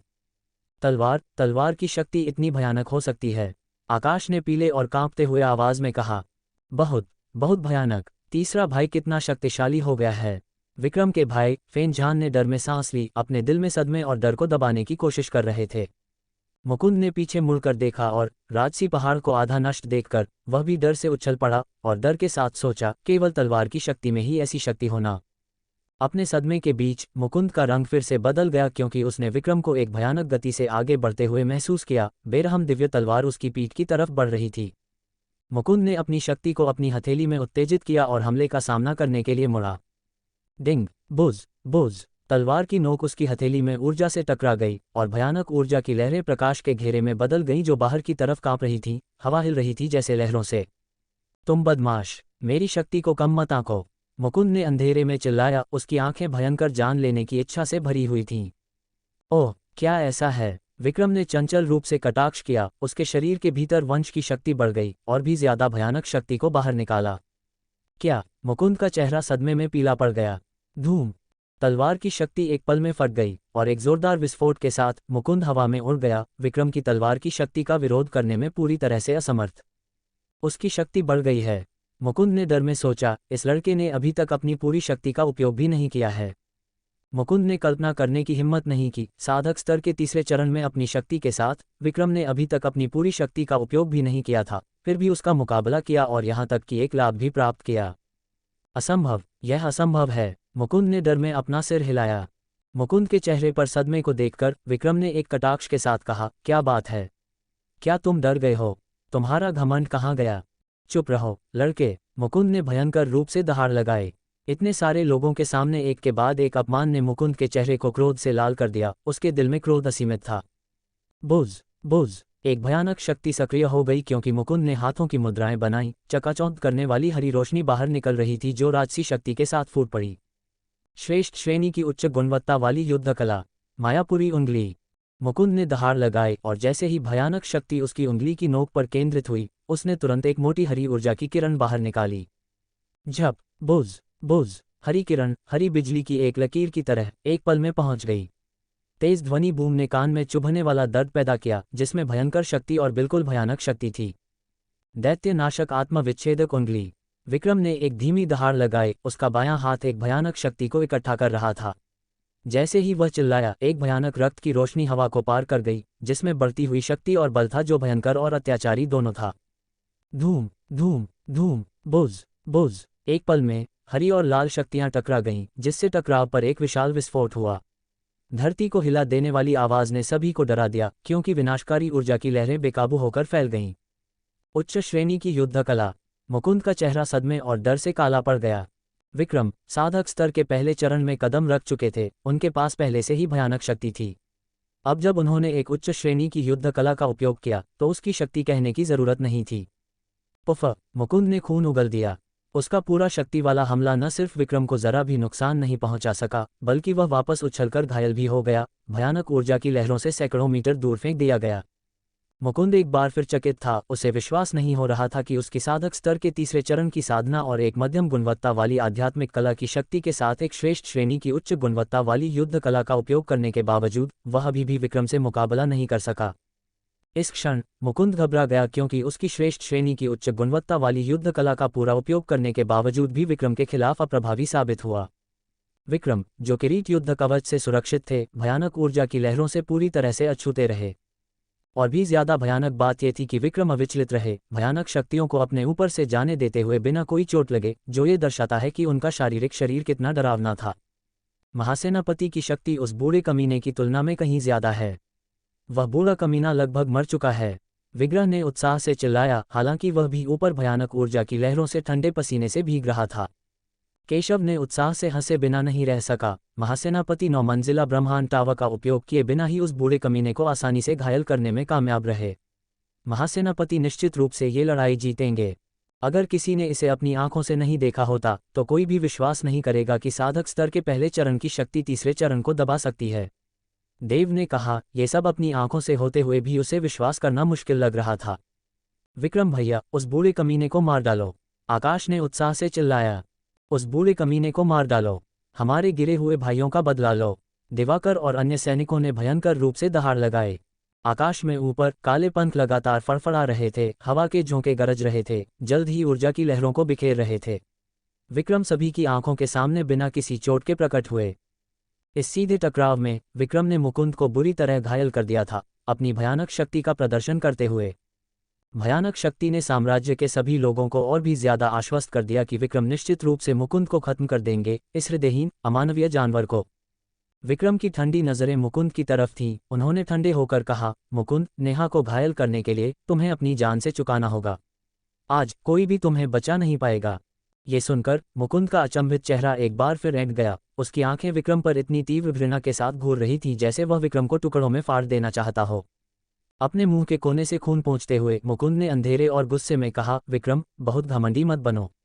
क्या तुम सच में सोचते हो कि मैं कोई ऐसा व्यक्ति हूं जिसे तुम मार सकते हो क्योंकि तुम मारना चाहते हो? तो आगे बढ़ो और कोशिश करो, विक्रम ने बेपरवाह होकर कहा। भले ही मुकुंद के पास और भी ज्यादा भयानक शक्ति हो, विक्रम जरा भी डरे नहीं। 9 मंजिला ब्रह्मांड टावर की शक्ति और भी ज्यादा भयानक हो जाएगी क्योंकि विक्रम की साधना बढ़ती है। बुझ बुझ, विक्रम ने अपनी वंश शक्ति को सक्रिय किया, जिसमें रक्त की रोशनी फट रही थी और परम ड्रैगन भगवान तलवार में पागलपन से बह रही थी। तलवार तब रक्त की रोशनी के साथ फट पड़ी क्योंकि बेहद अत्याचारी तलवार की इच्छा बाहर फैल गई, जिससे हवा बुजबुज करने लगी और कांपने लगी। मायावी विनाशक तलवार तकनीक, 9वें स्वर्ग का मायावी विनाश। विक्रम ने एक भयंकर दहाड़ लगाए। परम ड्रैगन भगवान तलवार हवा में तैर रही थी और उसके पैरों के नीचे एक रक्त का चक्र प्रकट हुआ। अजीब रक्त के प्रतीक ऊपर उठे, जिसके बाद रक्त की रोशनी की एक घुटन भरी किरण आकाश में चली गई। तलवार की इच्छा हवा में बढ़ गई, एक विशाल और राजसी उपस्थिति के साथ। 9वें स्वर्ग की मायावी विनाशक तलवार तकनीक भी अब और भी ज्यादा भयानक हो गई थी, क्योंकि विक्रम साधक स्तर के पहले चरण में पार कर चुके थे। यह महारथी स्तर के 9वें चरण में होने पर अतुलनीय थी। झप, बुज बुज। विक्रम ने अपनी उंगलियों से एक तलवार बनाई और आकाश की तरफ इशारा किया। ऊपर जाती हुई रक्त की रोशनी एक विशाल रक्त की तलवार में बदल गई, जो विक्रम के नियंत्रण में एक आकाश को फाड़ देने वाली इंद्रधनुष में बदल गई, जो बाहर निकली, अजय और राजसी, हवा को रक्त लाल कर दिया, जिसमें एक लंबी तलवार की छाया उसके पीछे थी। अपनी तरफ आती हुई भयानक रक्त की तलवार को देखकर मुकुंद ने जोर से निगल लिया। वह स्पष्ट रूप से बहुत सतर्क था। उच्च श्रेणी की निम्न स्तरीय युद्ध कला, मायापुरी उच्छेदक हथेली। मुकुंद ने अपनी पूरी शक्ति को अपनी शक्ति में प्रवाहित किया। उसकी शक्ति हिंसक रूप से बढ़ गई, क्योंकि उसने हाथों की मुद्राएं बनाई और आखिरकार एक गगनभेदी दहाड़ लगाए। ओह, एक उच्च श्रेणी की युद्ध कला! विक्रम चौंक गए। उन्होंने उम्मीद नहीं की थी कि मुकुंद के पास एक उच्च श्रेणी की युद्ध कला होगी। हम्फ, क्या तुमने सोचा था कि तुम अकेले हो जिसके पास एक उच्च श्रेणी की युद्ध कला है? मुकुंद ने गुस्से में दहाड़ लगाई। उसकी बूढ़ी आंखें छोटी हो गईं। तो देखते हैं कि किसकी उच्च श्रेणी की युद्ध कला ज्यादा शक्तिशाली है। विक्रम ने एक भयानक ठंडी हंसी के साथ कहा। डरे हुए होने के बजाय वह और भी ज्यादा उम्मीद से भर गए थे। झप, हम। मुकुंद ने अपनी हथेली से भयंकर रूप से प्रहार किया। एक विशाल नीला हथेली का निशान 20 फुट से अधिक आकार का गर्जना के साथ बाहर निकला, एक तूफान जैसी आंधी को उठा रहा था। उसकी शक्ति भी उतनी ही भयानक थी। हथेली के निशान की भयानक शक्ति को महसूस करते हुए विक्रम ने ठंडी मुस्कान के साथ कहा, सच में शक्ति कमजोर नहीं है। क्या ये तुम्हारी सबसे मजबूत युद्ध कला है? कोई आश्चर्य नहीं कि तुम इतने आत्मविश्वासी हो। जैसे ही मुकुंद ने एक उच्च श्रेणी की युद्ध कला का प्रदर्शन किया, जो शक्ति उसने बाहर निकाली वह वास्तव में बहुत डरावनी थी। विक्रम उसे कम आंकने की हिम्मत नहीं कर रहे थे और उनका चेहरा थोड़ा और गंभीर हो गया। धड़ाम, हम। भयावहता की दो चरम सीमाएं दर्शकों की डरी हुई निगाहों के नीचे टकरा गईं। टकराव का क्षण खुद समय को रोक रहा था। हर किसी ने केवल हवा के ऊपर से फूटती हुई प्रकाश की चकाचौंध को देखा, कुछ भी नहीं सुना। कुछ सेकंड बाद आसमान से एक धरती को हिला देने वाला विस्फोट निकला, एक ज्वालामुखी विस्फोट की तरह, जिसमें भयानक ऊर्जा लहरों में फैल रही थी। Puff puff. भयानक ऊर्जा की लहरें अजेय शक्ति के साथ फैल गईं। पलक झपकते ही विक्रम और मुकुंद दोनों ने खून उगल दिया, तोप के गोलों की तरह दूर जा रहे थे। फैलती हुई विनाशकारी ऊर्जा ने नीचे के सभी लोगों पर भारी दबाव डाला, जैसे उनके शरीर पर एक पहाड़ का वजन हो, जिससे सांस लेना मुश्किल हो गया, और उनका डर बहुत ज्यादा था। ये सीधा टकराव था जिसे विक्रम भी शायद ही झेल पाए थे। हालांकि किरीट युद्ध कवच और एक मजबूत शरीर होने के कारण विक्रम की चोटें गंभीर थीं, फिर भी इसका उन पर मुश्किल से कोई असर पड़ा। मुकुंद की स्थिति अलग थी। उसकी चोटें बहुत गंभीर थीं और उसकी युद्ध कला की शक्ति विक्रम की तुलना में इतनी शक्तिशाली नहीं थी। उसके सूखे बूढ़े शरीर का तो जिक्र ही नहीं, वह इसे कैसे झेल सकता था। साधक स्तर में सफलता के बाद मेरे शरीर की शक्ति मेरी कल्पना से भी ज्यादा है। सबसे महत्वपूर्ण वंश शक्ति है। ड्रैगन वंश की पूरी तरह से जागी हुई शक्ति वास्तव में भयानक है, विक्रम ने आश्चर्य से कहा, ये देखते हुए कि उनकी चोटें उनकी उम्मीद से कहीं ज्यादा हल्की थीं। घायल होने के बावजूद विक्रम इस क्षण बेहद उत्साहित महसूस कर रहे थे, क्योंकि उनकी साधना और भी ज्यादा मजबूत हो गई थी। दूर मुकुंद, बुरी तरह से घायल और ताजे खून से लथपथ, का चेहरा मौत के समान पीला था, एक बुझने वाली मोमबत्ती की तरह लग रहा था। उसका भयानक पीला चेहरा अभी भी भयंकर रूप से ऐंठा हुआ था, क्योंकि उसने क्रूरता से कहा, इस लड़के की साधक स्तर में सफलता के बाद उसकी शक्ति पहले से अतुलनीय हो गई है। हालांकि उसे घायल करने में सक्षम होने का मतलब है कि उसकी शक्ति मेरी से ज्यादा मजबूत नहीं है, मुकुंद ने अंधेरे में सोचा। ये कहने के बावजूद मुकुंद बुरी तरह से घायल था और विक्रम के उससे ज्यादा मजबूत होने के कारण विक्रम को हराना आकाश में चढ़ने जितना मुश्किल था। मिनट पल भर में बीत गए और आकाश में ऊर्जा की लहरें धीरे धीरे बिखर गईं। हवा में शांति लौट आई। क्या विक्रम भैया जीत गए? आकाश ने आकाश में देखा और पूछा। अभी नहीं, लेकिन जल्द ही। वह बूढ़ा आदमी बुरी तरह से घायल है, उसकी आभा बहुत कमजोर हो गई है, वह महासेनापति का मुकाबला नहीं कर पाएगा, दिवाकर ने एक ठंडे कटाक्ष के साथ कहा। उस बूढ़े आदमी ने पहले ही अपनी सबसे मजबूत युद्ध कला का उपयोग कर लिया है और फिर भी महासेनापति का मुकाबला नहीं कर पाया, उसका अंत आ गया है, केशव ने कहा। मायापुरी उच्छेदक हथेली वास्तव में मुकुंद की सबसे मजबूत युद्ध कला थी, उसका ट्रम्प कार्ड, लेकिन यह अभी भी विक्रम के सामने कम पड़ गई। अगर उसके पास कोई मजबूत युद्ध कला नहीं है तो उसकी मौत निश्चित थी। मुकुंद, क्या तुम्हारे पास कोई मजबूत युद्ध कला है? चलो इसे देखते हैं, विक्रम ने ठंडे होकर चुनौती दी, ऊपर से बर्फीली आंखों से मुकुंद को नीचे देखते हुए। जैसे ही उन्होंने बात की, एक और भी ज्यादा उग्र और विशाल तलवार की इच्छा विक्रम के शरीर में फैलने लगी, जिसमें उनकी वंश शक्ति पहले से ही परम ड्रैगन भगवान तलवार में डाली गई थी। तलवार उत्साह से गुनगुना रही थी, जैसे उत्साहित हो। गुर्र, विशाल तलवार की इच्छा ने सभी को डर से कांपा दिया, उनकी सांस जम गई। मुकुंद ने गहराई से माथे पर शिकन डाली और अपनी उंगली की नोक को काटा, एक तलवार की उंगली बनाई और उसे अपने माथे के बीच में दबाया। मुकुंद के माथे पर एक भेड़िए के सिर का निशान हरी रोशनी से चमकने लगा, जिससे भयानक शक्ति की एक आभा फैल गई। रक्त बलिदान युद्ध आत्मा। दुष्यंत का रंग नाटकीय रूप से बदल गया, क्योंकि उन्होंने डर में कहा, क्या ये बूढ़ा आदमी पागल हो गया है? भले ही रक्त बलिदान युद्ध आत्मा असीम शक्ति देती है, एक बार युद्ध आत्मा गायब हो जाती है तो वह भी मर जाएगा। ये बूढ़ा आदमी गुरु के साथ आपसी विनाश की तलाश में है। यक्ष ने अंधेरे और गुस्से में कहा, सभी को चौंका दिया। सावधान रहो विक्रम, रक्त बलिदान युद्ध आत्मा असीम शक्ति दे सकती है, सीधे टकराव मत करना, दुष्यंत ने तुरंत चिल्लाया। मुकुंद को घूरते हुए विक्रम ने ठंडे होकर कहा, क्या ये तुम्हारी आखिरी चाल है? क्या तुम्हें यकीन है कि रक्त बलिदान युद्ध आत्मा से प्राप्त शक्ति मुझे हरा सकती है? लड़के, भले ही यह बूढ़ा आदमी मर जाए, मैं तुम्हें अपने साथ ले जाऊंगा, मुकुंद ने भयंकर रूप से कहा, ये जानते हुए कि वह दिन भर जिंदा नहीं रह सकता, लेकिन फिर भी विक्रम को अपने साथ नीचे ले जाने के लिए दृढ़ था। चरम पर हताश, मुकुंद खुद मरने के लिए तैयार था। ये दर्शाता है कि वह कितना क्रूर हो सकता है। रक्त बलिदान युद्ध आत्मा के बाद मुकुंद की शक्ति तेजी से बढ़ गई, जल्दी ही अपनी चरम शक्ति को पार कर गई और साधक स्तर के चौथे चरण के पास पहुंच गई।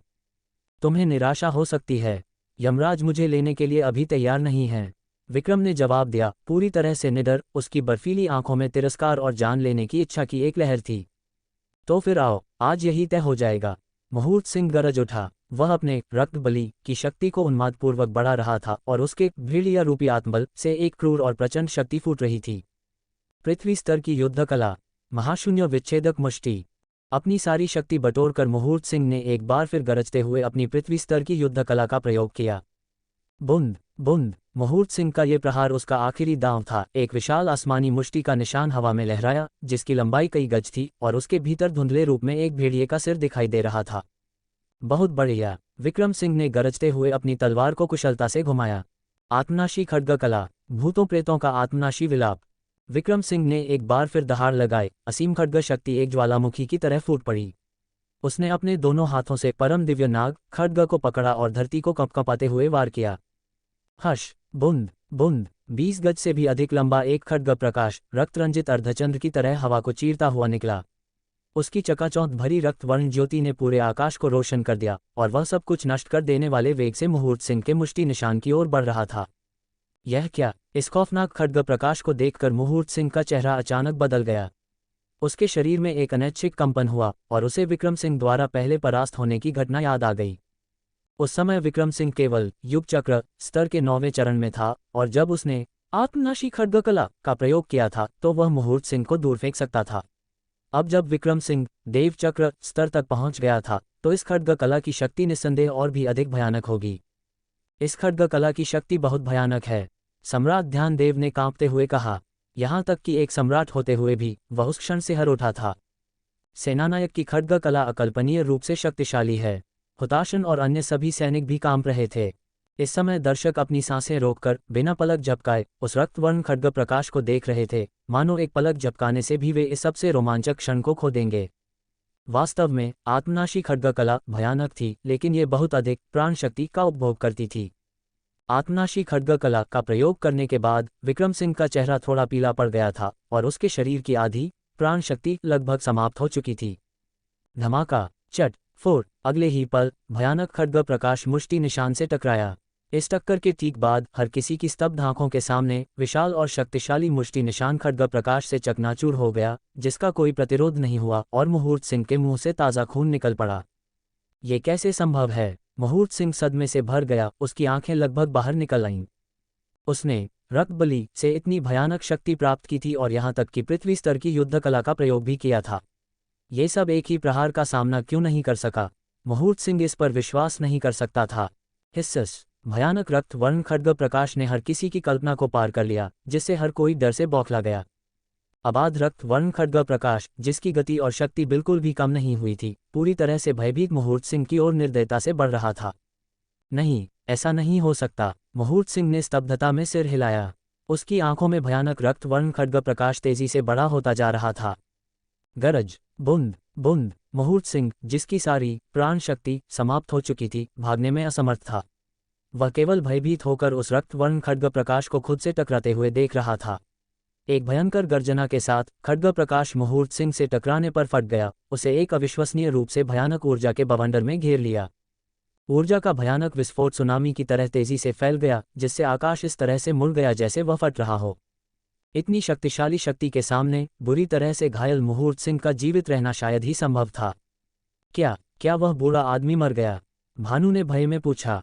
मुझे नहीं पता, मैं उसकी आभा महसूस नहीं कर पा रहा हूँ, ये सब खड्ग प्रकाश की शक्ति से दब गया है। धीर ने सिर हिलाते हुए कहा। कोई नहीं जानता था कि मुहूर्त सिंह मर गया था या जीवित था। आखिरकार वह देवचक्र स्तर के तीसरे चरण का शक्तिशाली योद्धा था, जिसकी शक्ति भयानक थी। जब ऊर्जा का बवंडर छटा तो हर कोई दंग रह गया। मुहूर्त सिंह कहाँ था? ऊपर आकाश में विक्रम सिंह के अलावा मुहूर्त सिंह का कोई निशान नहीं था, न ही उसकी आभा का कोई संकेत था। क्या वह पुराना राक्षस मर गया? वीरसेन ने सदमे में पूछा। मुहूर्त सिंह की आभा गायब हो गई है। वह मर गया है, पूरी तरह से नष्ट हो गया है। सम्राट ध्यानदेव ने उत्तेजना में चिल्लाया। पूरी तरह से नष्ट हो गया। भीड़ डर से उछल पड़ी। देवचक्र स्तर का एक तीसरा चरण का शक्तिशाली योद्धा विक्रम सिंह के एक ही प्रहार से पराजित हो गया और पूरी तरह से नष्ट हो गया। वह एक तलवार कितनी भयानक थी। वास्तव में मुहूर्त सिंह की आभा गायब हो गई है। क्या वह सच में पूरी तरह से नष्ट हो गया है? ध्यानविजय ने स्तब्धता में कहा। एक ही तलवार से देवचक्र स्तर के तीसरे चरण को मारना। यतेंद्र बहुत हिल गया था।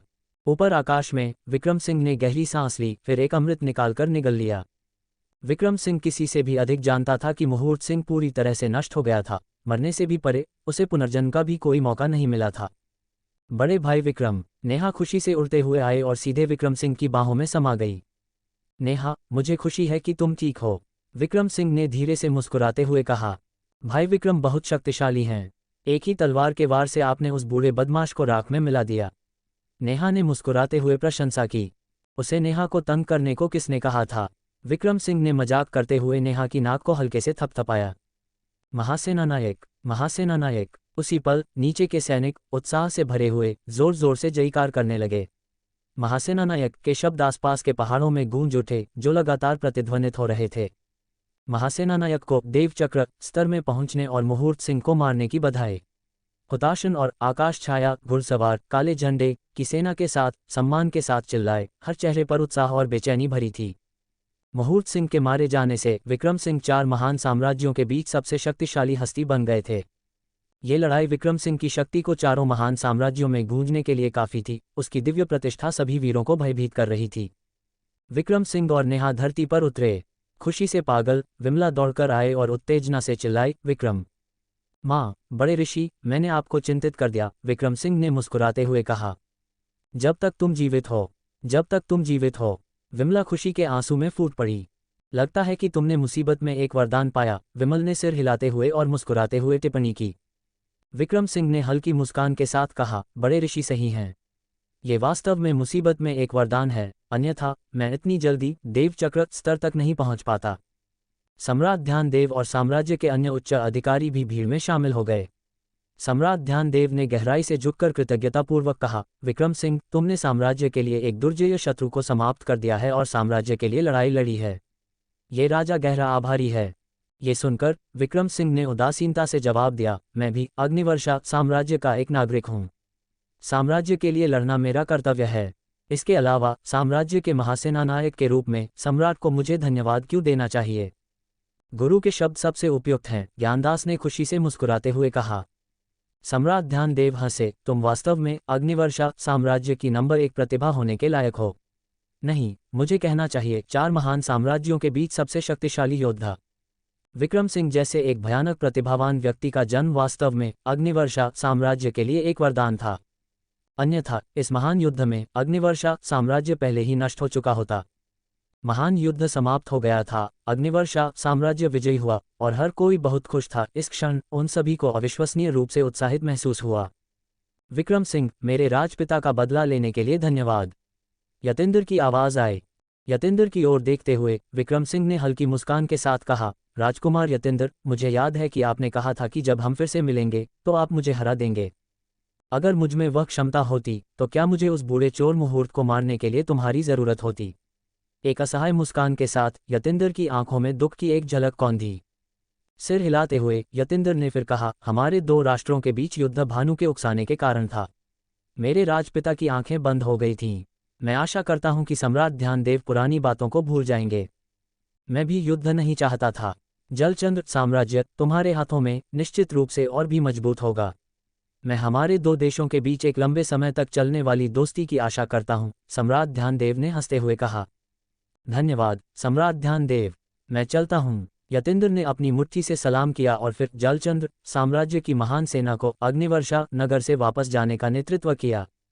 हालांकि महान युद्ध में भारी हताहत हुए, लेकिन शुक्र है कि नागरिकों को कोई नुकसान नहीं हुआ, जो कि एक सौभाग्य की बात भी थी। जैसा बाप वैसा बेटा हमेशा सच नहीं होता। ऐसे उत्कृष्ट बेटे के साथ यतिराज बिना किसी अफसोस के मर गए हैं, ज्ञानदास ने एक हल्की मुस्कान के साथ टिप्पणी की। सम्राट ध्यानदेव ने सिर हिलाया और कहा, यतीन्द्र की भविष्य की उपलब्धियां निश्चित रूप से यतिराज से आगे निकल जाएंगी। महाराज, ये मुहूर्त सिंह की संग्रह अंगूठी है और एक चक्रव्यूह साम्राज्य का है। अन्य खजाने सैनिकों के बीच वितरित किए जाने चाहिए। विक्रम सिंह ने सम्राट ध्यानदेव को एक संग्रह अंगूठी सौंप दी। सम्राट ध्यानदेव ने उत्तेजना से हंसते हुए कहा, इस राजा को केवल आकाश विमोचन वज्र चक्रव्यूह चाहिए।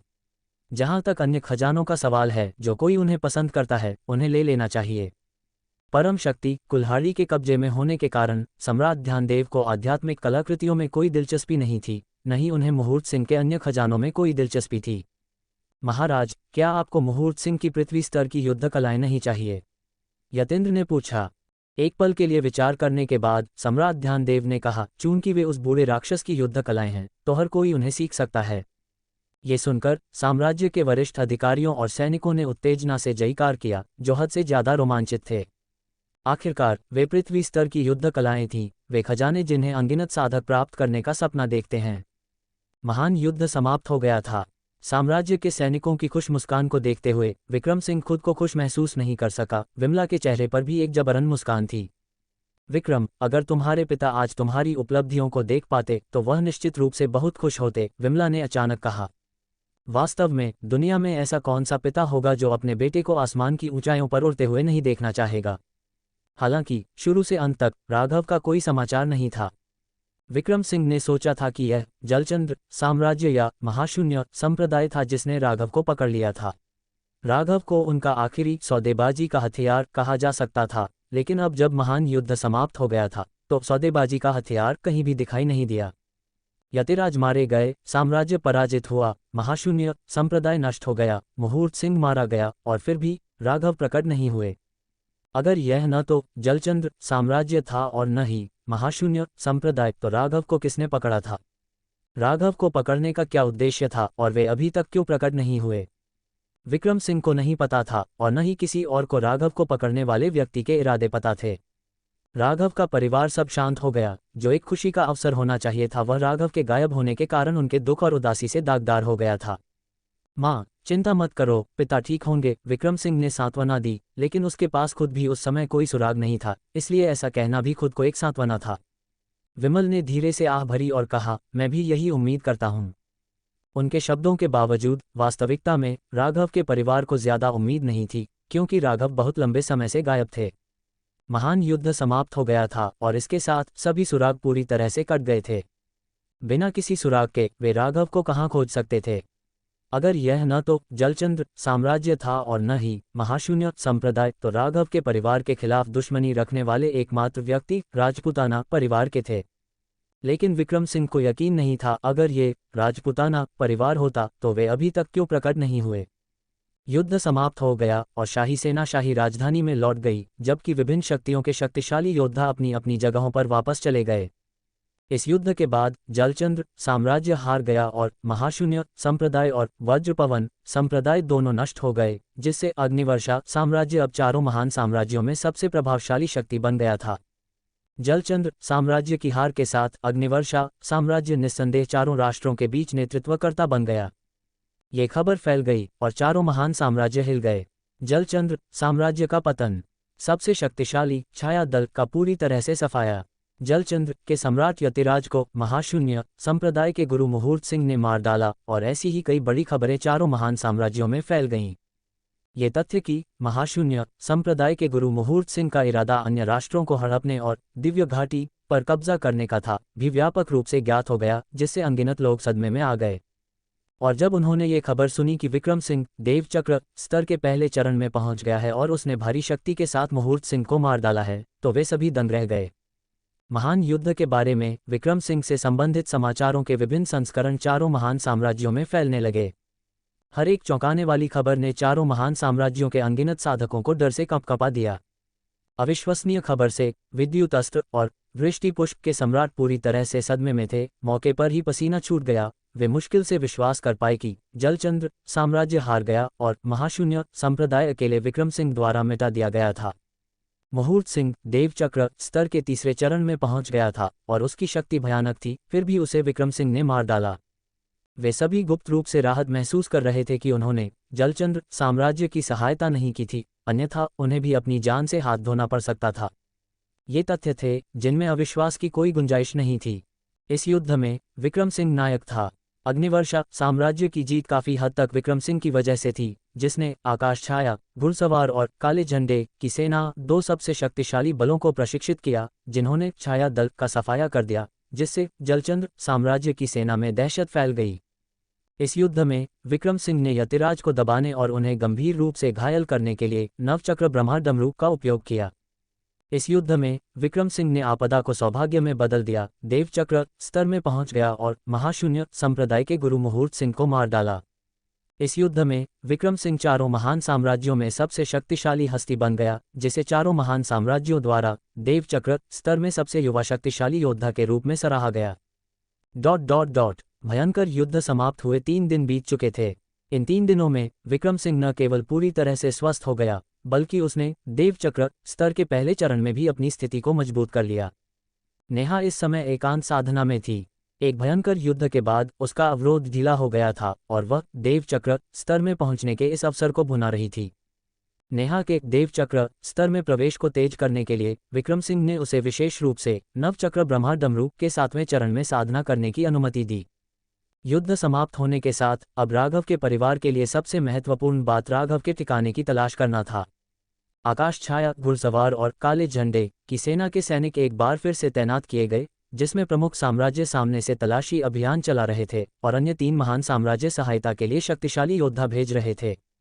राघव के परिवार के कक्ष में वीर ने कहा, माँ, इस बार चारों महान साम्राज्यों के हाथ बढ़ाने के साथ मुझे विश्वास है कि हमें जल्द ही पिता के बारे में खबर मिलेगी। ये सबसे अच्छा होगा। विमला ने राहत के साथ सिर हिलाया। राघव को जल्द ही खोजने की एक झलक भी उसके मन में थी। विक्रम सिंह का भाव गंभीर था। वह भी राघव के ठिकाने का पता लगाने की उम्मीद कर रहा था। लेकिन क्या होगा अगर वे उसे नहीं खोज पाते? क्या इसका मतलब ये होगा कि राघव चारों महान साम्राज्यों में से किसी में भी नहीं है? यह विक्रम सिंह की सबसे बड़ी चिंता थी। राघव के परिवार का एकमात्र दुश्मन राजपूताना परिवार था। राजपूताना के प्रमुख हर्षवर्धन और उसके लोग बहुत पहले ही साम्राज्य छोड़कर मुख्य भूमि में भाग गए थे। अगर उन्होंने राघव को पकड़ा होता तो वह भी स्वाभाविक रूप से मुख्य भूमि में ही होता। अगर हम अभी भी मुखिया को नहीं खोज पाते हैं तो यह निश्चित रूप से राजपूताना परिवार ही होगा। विमल ने एक गंभीर लहजे में कहा, क्योंकि राघव के परिवार के उच्च पदस्थ सदस्य सभी राजपूताना परिवार पर शक कर रहे थे। राजपूताना परिवार। विक्रम सिंह ने अपनी भौहें सिकुड़ी और उसकी गहरी आंखों में एक भयंकर हत्या का इरादा कौंधा। जलचंद्र साम्राज्य का महाशून्य संप्रदाय। महाशून्य संप्रदाय का विनाश एक तथ्य था, लेकिन संप्रदाय के प्रभावशाली महल अभी भी खड़े थे, जिसमें कुछ युवा शिष्य और एक प्रबंधक ऋषि रहते थे, जबकि बाकी मर गए थे। इनमें से अधिकांश युवा शिष्य, जिनकी संख्या कुछ ही दर्जन थी, लगभग 12 या 13 वर्ष के थे और कई अन्य को उनके परिवारों द्वारा दूर ले जाया गया था, इस डर से कि वे घातक मुसीबत को आकर्षित कर सकते हैं। कभी भव्य रहा, महाशून्य संप्रदाय अब शांत और निर्जीव था, जिसमें उसकी पिछली महिमा की कमी थी। मुहूर्त सिंह ने सम्राट यतिराज को मार डाला था और महाशून्य संप्रदाय को मिटा दिया जाना चाहिए था, लेकिन यतीन्द्र ने वास्तव में महाशून्य संप्रदाय के युवा शिष्यों को माफ करके असाधारण दया दिखाई थी। इससे पता चला कि यतीन्द्र की शैली यतिराज से पूरी तरह से अलग थी। अगर यह यतिराज होता तो उसने भविष्य की परेशानियों को रोकने के लिए इन युवा शिष्यों को भी खत्म कर दिया होता। हर्ष। वीरान महल के ऊपर एक युवक हवा से बाहर प्रकट हुआ, जिसकी उपस्थिति से एक शक्तिशाली आभा निकल रही थी। बिना किसी सहायता के हवा में उड़ने में सक्षम होना यह दर्शाता था कि वह व्यक्ति देवचक्र स्तर की साधना में था। उस व्यक्ति से निकलने वाली शक्तिशाली आभा के अलावा एक बहुत ही अजीब आभा भी थी जिसकी पहचान नहीं हो सकी, जो कुल मिलाकर एक परेशान करने वाला एहसास दे रही थी। 6 साल, उस व्यक्ति ने अपने आप से फुसफुसाया। नीचे के महल को देखते हुए उसका भाव शांत था, फिर भी उसकी आंखों में नफरत का एक सूक्ष्म संकेत कौन था। वह व्यक्ति धीरे धीरे नीचे उतरा और संप्रदाय के भीतर के युवा शिष्य उत्सुकता से चारों ओर जमा हो गए, उस व्यक्ति को आकर्षण से देखते हुए। बड़े भाई, क्या आप भी महाशून्य संप्रदाय के शिष्य हैं? ऐसा लगता है कि हमने आपको पहले कभी नहीं देखा। मुझे नहीं पता कि गुरु और अन्य लोग कब वापस आएंगे। मुझे वापस जाकर साधना करनी है, कहीं मुझे गुरु द्वारा दंडित न किया जाए। 12 या 13 वर्षीय शिष्य हर एक शुद्ध और निर्दोष हृदय के साथ महाशून्य संप्रदाय के विनाश से पूरी तरह से अनजान थे। तुम्हारे गुरु जल्द ही वापस आएंगे, जल्दी वापस जाओ और साधना करो, उस युवक ने हल्की मुस्कान के साथ कहा। युवा शिष्य स्पष्ट रूप से अपने गुरुओं से डरते थे, क्योंकि वे सभी एक झटके में वापस भाग गए। युवा गुरु। इस समय महान कक्ष के प्रवेश द्वार पर एक ऋषि बाहर आए। जब उन्होंने उस युवक को देखा तो वह पहले तो जम गए, फिर सदमे और भ्रम में चिल्लाए, प्रबंधक ऋषि। उस युवक ने थोड़ी मुस्कान के साथ कहा, युवा गुरु, ये वास्तव में आप ही हैं। प्रबंधक ऋषि दौड़कर आए, कांपते हुए भावना और आंसुओं से अभिभूत हो गए। उसके सामने का युवक वास्तव में महाशून्य संप्रदाय का युवा गुरु था। ये कि महाशून्य संप्रदाय के युवा शिष्यों ने युवा गुरु को नहीं पहचाना, ये दर्शाता था कि वह व्यक्ति बहुत लंबे समय से महाशून्य संप्रदाय में वापस नहीं आया था। यह मैं हूँ, उस युवक ने उदासीन मुस्कान के साथ कहा। वह युवक कोई और नहीं बल्कि महाशून्य संप्रदाय का युवा गुरु मुहूर्त था। मुहूर्त ने सफ़ेद रेशमी कपड़े पहने हुए थे और एक सुंदर चेहरा था, जिसमें एक सज्जन की आभा थी, हालांकि उससे निकलने वाली आभा बहुत अजीब थी। मुहूर्त कई वर्षों से, पूरे 6 साल से मुख्य भूमि के माध्यम से साहसिक कार्य कर रहा था, कभी महाशून्य संप्रदाय में वापस नहीं लौटा था। मुहूर्त का नाम जलचंद्र साम्राज्य में हर किसी को पता था। उसकी बेहद उच्च साधना प्रतिभा ने कभी साम्राज्य के राजकुमार यतींद्र को भी पीछे छोड़ दिया था। मुहूर्त उन वर्षों में जलचंद्र साम्राज्य की सबसे अग्रणी प्रतिभा थी। ये केवल एक अफसोस था कि वह 6 साल पहले महाशून्य संप्रदाय और साम्राज्य को छोड़कर चला गया था, फिर कभी वापस नहीं आया। अगर वह अभी भी साम्राज्य में होता तो जलचंद्र साम्राज्य की नंबर 1 प्रतिभा का खिताब यतींद्र को नहीं मिलता। युवा गुरु, आप आखिरकार वापस आ गए। गुरु और रक्षक, वे सभी मर गए। प्रबंधक ऋषि दर्द से रोए, अपने दिल में दुख और रोष को दबाने में असमर्थ थे। मुहूर्त ने सिर हिलाया और कहा, मुझे पता है, मैंने पहले ही सुन लिया है। युवा गुरु, आपको उनका बदला लेना होगा। विक्रम सिंह ने उन सभी को मार डाला। प्रबंधक ऋषि बुरी तरह से रोए। उसकी मृत्यु का मुझसे कोई लेना देना नहीं है। उसने मेरी मां को मार डाला और मैंने पहले ही उससे संबंध तोड़ लिए हैं। महाशून्य संप्रदाय के मामलों का मुझसे कोई लेना देना नहीं है, लेकिन चूंकि अग्निवर्षा साम्राज्य ने ऐसे भयानक प्रतिभाशाली को पैदा किया है, तो मैं उसकी क्षमताओं को देखने में काफ़ी दिलचस्पी रखता हूँ। यदि संभव हो तो मैं उसे मार डालूंगा, महाशून्य संप्रदाय के मृतकों का बदला लेने के लिए, लेकिन निश्चित रूप से मुहूर्त सिंह के लिए नहीं। मुहूर्त ने उदासीनता से कहा, उसके शब्द बर्फ की तरह ठंडे थे। ये सुनकर प्रबंधक ऋषि ने असहायता से आह भरी, फिर मुहूर्त को महान कक्ष की ओर ले जाते हुए पूछा, युवा गुरु, इन वर्षों में आप कहाँ थे? मुख्य भूमि के नवलखंड में। मैंने अपने नाना के साथ साधना की, मेरी साधना काफ़ी प्रगति कर चुकी है, मुहूर्त ने जवाब दिया। प्रबंधक ऋषि ने सिर हिलाया और अपने आप से सोचा, मुख्य भूमि के नवलखंड का नागपाल परिवार भयानक रूप से शक्तिशाली है। इसमें कोई आश्चर्य नहीं कि युवा गुरु की साधना इतनी तेजी से सुधरी है। 6 साल और महाशून्य संप्रदाय बिल्कुल नहीं बदला, मुहूर्त ने हल्की मुस्कान के साथ कहा। उसके शब्दों पर प्रबंधक ऋषि हंसे और कहा, महाशून्य संप्रदाय वास्तव में ज्यादा नहीं बदला है, बल्कि ये युवा गुरु हैं जो जबरदस्त रूप से बदल गए हैं। आपकी साधना इतनी शक्तिशाली है, मैं लगभग आपको पहचान नहीं पाया। 6 साल पहले मुहूर्त लगभग 14 या 15 वर्ष का एक युवा लड़का था, लेकिन 6 साल बाद वह एक वयस्क में बड़ा हो गया था, शक्तिशाली और बहुत बदल गया था। मुहूर्त हंसा और पूछा, शक्ति की बात करें तो क्या विक्रम सिंह वास्तव में इतना शक्तिशाली है? प्रबंधक ऋषि, आप उसके बारे में कितना जानते हैं? क्या आप मुझे बता सकते हैं? विक्रम सिंह की शक्ति वास्तव में भयानक है, प्रबंधक ऋषि ने गंभीरता से कहा, और फिर उन्होंने मुहूर्त को वह सब कुछ बताया जो वह जानते थे। एक 5वें स्तर का कला कारीगर जो सोच रूप यंत्र बना सकता है, और एक औषधि गुरु ये सुनने के बाद मुहूर्त ने सदमे और अविश्वास का रूप दिखाया। क्या एक व्यक्ति वास्तव में ये सब कर सकता है? उसे समय कहाँ मिलेगा? मुहूर्त ने संदेह से भौहें सिकुड़ी। उसे शक था कि प्रबंधक ऋषि उसे धोखा दे रहे थे। एक 17 या 18 वर्ष का युवक, उसकी साधना प्रतिभा कितनी भी उच्च क्यों न हो, भले ही उसने गर्व से साधना की हो, इन 3 अलग अलग क्षेत्रों में ऐसी उच्च उपलब्धियां हासिल नहीं कर सकता। उसकी उच्च साधना प्रतिभा और तेज उन्नति को छोड़ दें, लेकिन एक कला कारीगर और एक औषधि गुरु होने के बारे में क्या? इन दोनों क्षेत्रों में ऐसी उच्च उपलब्धियां हासिल करने में निश्चित रूप से बहुत समय की आवश्यकता होती है। 18 साल में ये बस संभव नहीं है। प्रबंधक ऋषि ने सिर हिलाया और कहा, वह मैं नहीं जानता। जहां तक विक्रम सिंह का सवाल है, चारों महान साम्राज्यों में से कौन उसे नहीं जानता है? एक पल रुकने के बाद प्रबंधक ऋषि ने जोड़ा, वैसे युवा गुरु विक्रम सिंह के पास एक अर्धस्तरीय अमर यंत्र नवचक्र ब्रह्मा डमरू नाम का एक टावर भी है, जिसमें बेहद दबंग शक्ति है, जो एक विरोधी की प्राण शक्ति को दबाने में सक्षम है। ओह, एक अर्धस्तरीय अमर यंत्र, और यह एक विरोधी की प्राण शक्ति को दबा सकता है। मुहूर्त फिर से चिल्लाया, अनुमान लगाते हुए, क्या ऐसा हो सकता है कि मुहूर्त सिंह नवचक्र ब्रह्मा डमरू से दबाए जाने के बाद मारा गया था? नहीं, विक्रम सिंह ने नवचक्र ब्रह्मा डमरू का उपयोग नहीं किया जब वह देवचक्र स्तर में पहुंच गया और गुरु के साथ लड़ा। प्रबंधक ऋषि ने सिर हिलाया और कहा, उस स्थिति में विक्रम सिंह देवचक्र स्तर के पहले चरण में तीसरे चरण के किसी व्यक्ति को मार डाला। ऐसी शक्ति वास्तव में भयानक है। इसमें कोई आश्चर्य नहीं कि उसे साम्राज्य द्वारा इतना उच्च सम्मान दिया जाता है। मुहूर्त ने एक हल्की ठंडी मुस्कान के साथ कहा, क्योंकि उसके भीतर गर्मी और लड़ने की भावना का एक उछाल आया। युवा गुरु, हमें विक्रम सिंह को आज़ाद नहीं जाने देना चाहिए। प्रबंधक ऋषि ने अंधेरे और गुस्से में कहा, ऐसा दुर्जेय प्रतिद्वंद्वी वास्तव में कुछ ऐसा है जिसका इंतजार किया जाए। कल मैं अजयनगर के अग्निवर्षा साम्राज्य में जाऊंगा और देखूंगा कि क्या विक्रम सिंह के वास्तव में 3 सिर और 6 भुजाएं हैं। मुहूर्त ने बढ़ते जुनून के साथ कहा, ये जानकर भी कि विक्रम सिंह में देवचक्र स्तर के तीसरे चरण के किसी व्यक्ति को मारने की शक्ति थी। मुहूर्त अभी भी निडर था, जिसने दिखाया कि उसकी अपनी शक्ति भी उतनी ही भयानक थी। उसी दोपहर अग्निवर्षा साम्राज्य में अचानक एक बहुत ही अजीब घटना हुई। अजीबोगरीबी अग्निवर्षा नगर से फैलने लगी। 3 दिन पहले एक विशाल लड़ाई हुई थी, जिसमें दोनों राष्ट्रों के हजारों सैनिक मारे गए थे, जो एक महत्वपूर्ण संख्या थी।